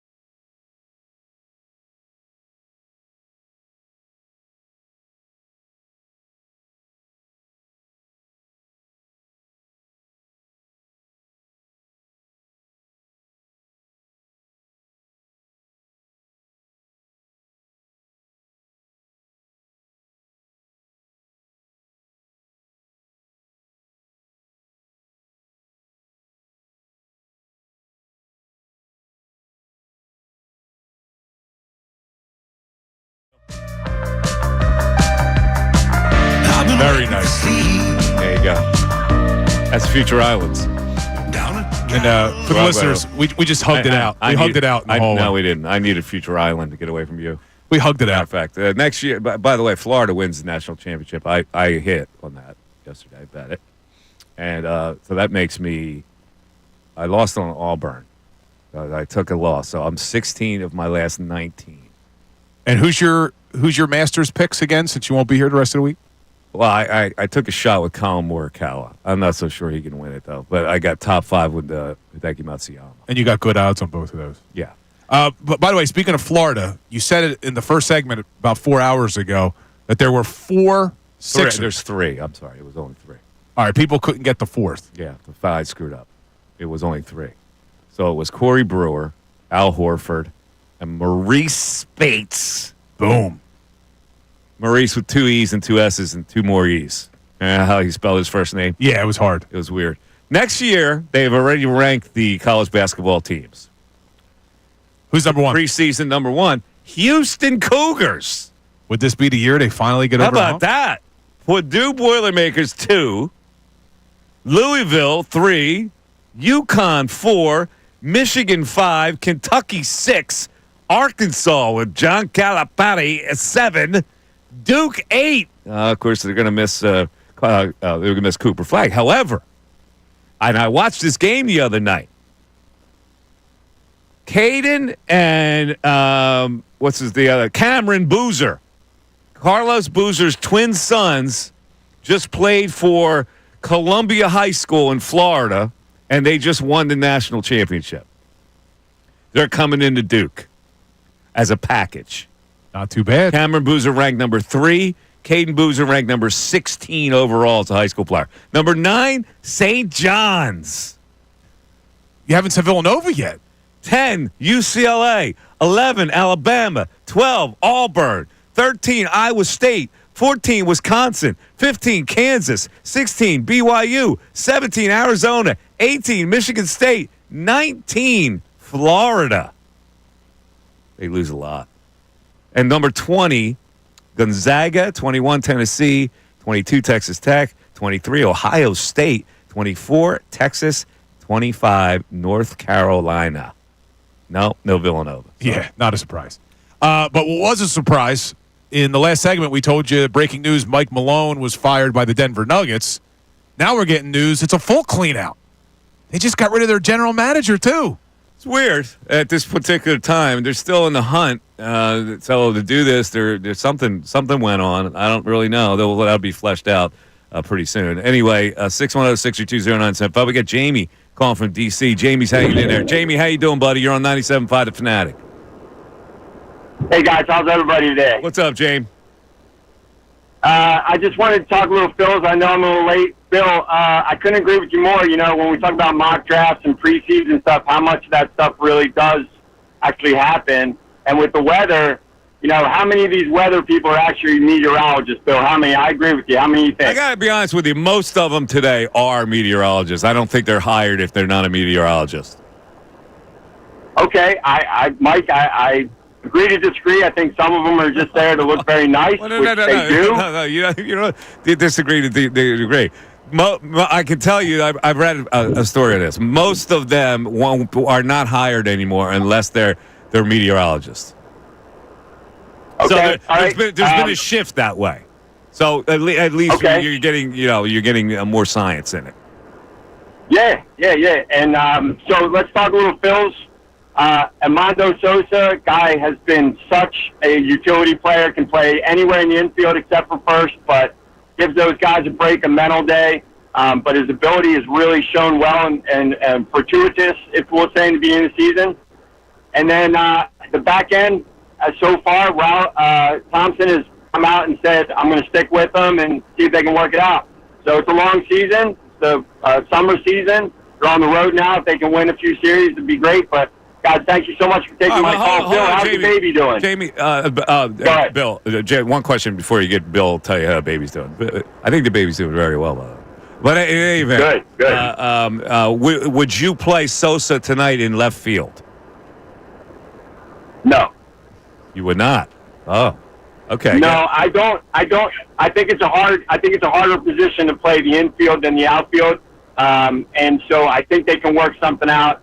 They can try to, work him through the season and play left field, but his bat and his presence and stuff, he's a utility player for the infield. I got you. All right, Bill, how's the baby? Thanks for taking the call, fellas. All right, buddy. Thanks for checking in, man. Jamie wanted to know about the baby. Yeah, baby's doing great. Almost 3 months old already, which is crazy. But yeah, baby's doing great, getting some sleep. I look well rested. I told my wife, I said, listen. You've been getting sleep? Well, I told her, I said, I got to deal with Mike Missanelli every day. So I need to be fully rested. I got to be on my toes. I got to be able to handle. Actually, you know what we have right now? Here's what my suggestion would be. Read this book called Baseball for Dummies. And then I wouldn't aggravate you with my baseball logic. Well, then I think the entire Phillies organization should read the book, because how dare they suggest that Edmundo Sosa could play outfield? How dare they suggest that going into spring training? No time did they suggest playing him in left field with Chris Sale on the mound and Zach Wheeler. All right, well, we're still waiting for a lineup. Yeah. Right. But we're not going to get it, unfortunately. I don't think we're going to get it either. Yeah. But I'm doing with the baby now. I'm playing a little roulette. So if the baby wakes up before 2 a.m., it's my job.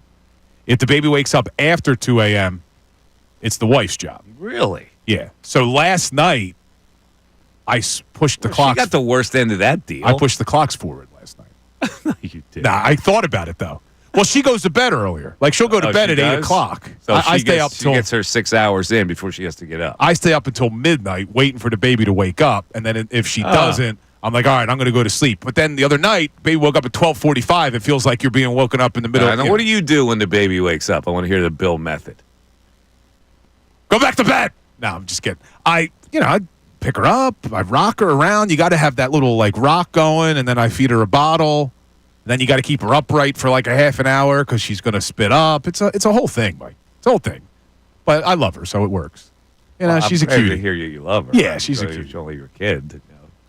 You're holding in the crux of your arm as you're cooking and teaching. I tell her too. I say, any professional baseball player could play the outfield. I whisper in her ear. Sure you brainwash her with all your fallacies.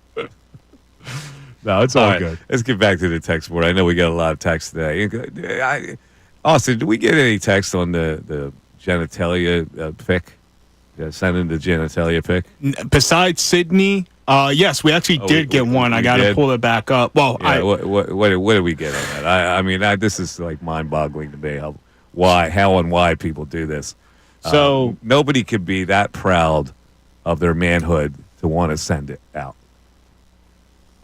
Do we have the text? Very few could pull that off. There was no name on the text, but the guy said that basically that him and his girlfriend do it because they date long distance. She lives in Texas, so that's how they all right. They get intimate. I can get that. That's like sexting if you're in a relationship, but just randomly. I think even sending that to your girlfriend, because there's no guarantee that this works out and that you're together long term. And now there's all these pictures of your private area floating around. What's she going to do with it?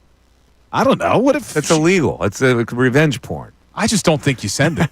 It's called revenge porn. It's illegal. I know it is illegal. I just would not, like I've said before, don't put anything in writing or any photos that if brought up at a deposition you wouldn't be able to explain. I don't think you should be sending pictures of your private area. That's my PSA for today. Deposition. Where this show? Where we go with this show sometime. Now we're talking about private pics. Thank God that person didn't send one in, Austin. I probably would have passed out. You wouldn't need another producer back here because my eyes can't be seeing that. And the fact that you can send pictures on here is what is the difference between Snapchat and these other things? What's Snapchat do? Snapchat is just another social media platform. And it disappears. The stuff disappears. They disappear. I've never used Snapchat, but I know it was more of like the younger. Yeah, it's my generation. Your generation? Yeah, like 20. And why do you use that over something else, Austin? So the biggest thing with like Snapchat is that you could have like a streak with somebody. So if I was like Snapchatting Bill after like 3 days, it says you have like so it's like the number 3 and a fire emoji, and then the longer you keep snapping every day, you keep the streak. So the biggest thing was you would keep streaks with people that were your buddies, or in college we would go up to the girl that's kind of cute, and I don't know why we wouldn't just always get numbers, but we were like, let me get your Snapchat, because you could just do the QR code and add somebody on Snapchat. I don't understand at all what that was. I don't, but I was thinking. You understand what that was? What he just said? No, not really. You get a little streak going, but what is a streak? Maybe when you talk to somebody every day, like if I talk to you 3 days in a row, that means it's essentially a streak. You know what I mean? Because we're talking every day, and then it's just. So that's over the only Snapchat. reason to use Snapchat over the other you can social put media up platforms? you can put up stories, but only your friends would see it unless you're famous and you get like followers on your Snapchat. Like I could put up a story of me in the studio and I could leave it up. It would stay up there for the next 24 hours, and then So you could do that on Instagram too, though. yeah, it's essentially I would say it's a more obviously it's a more private Instagram because what you post, not everybody in the world can see. Only the people that follow you, So on in your other words, when Snapchat, I you see post it. something on Twitter where I'm being rude to some guy who is an idiot, the world can see it, and it makes me look bad. Right, but if I Snapchat Bill and call him an idiot, only Bill's going to see it. But you could do that through Instagram I'm gonna have to Messenger too. Snapchat you, Bill. But you can do that through Instagram Messenger. Well, here's what I'm thinking, Mike. I mean, What? we're going to be away from each other for a few days. It's going to be the longest we've been away from each other since we started the show. Should we download Snapchat, try to get a streak going, you and me? No, because I'm pretty sure I won't miss you. So, there's that. Well, a little programming announcement. Yeah, you won't be here the next 3, so I'll be with Ray tomorrow and Thursday, and then Andrew DeCecco will be joining the show on Friday. And I think we have Austin for 2 of those 3 days. Yep, I will be here tomorrow and So a lot of Friday. people filling in. There you go. Austin, how'd you feel about today? How was your experience with us? We were good besides the whole Tigers, conversation there with their assistant GM, who was hired by Dombrowski, by the way. Oh, really? Dombrowski hired out, huh? Maybe someone should ask Dombrowski today his thoughts on it. Maybe that would be a pertinent question. All right, in any event, thanks everybody for listening. We had a lot of fun today. Have a great rest of the week as Bill carries you and Ray and Austin and Andrew DeCecco for the rest of the time. Have a good night. We'll talk to you then. Bye-bye.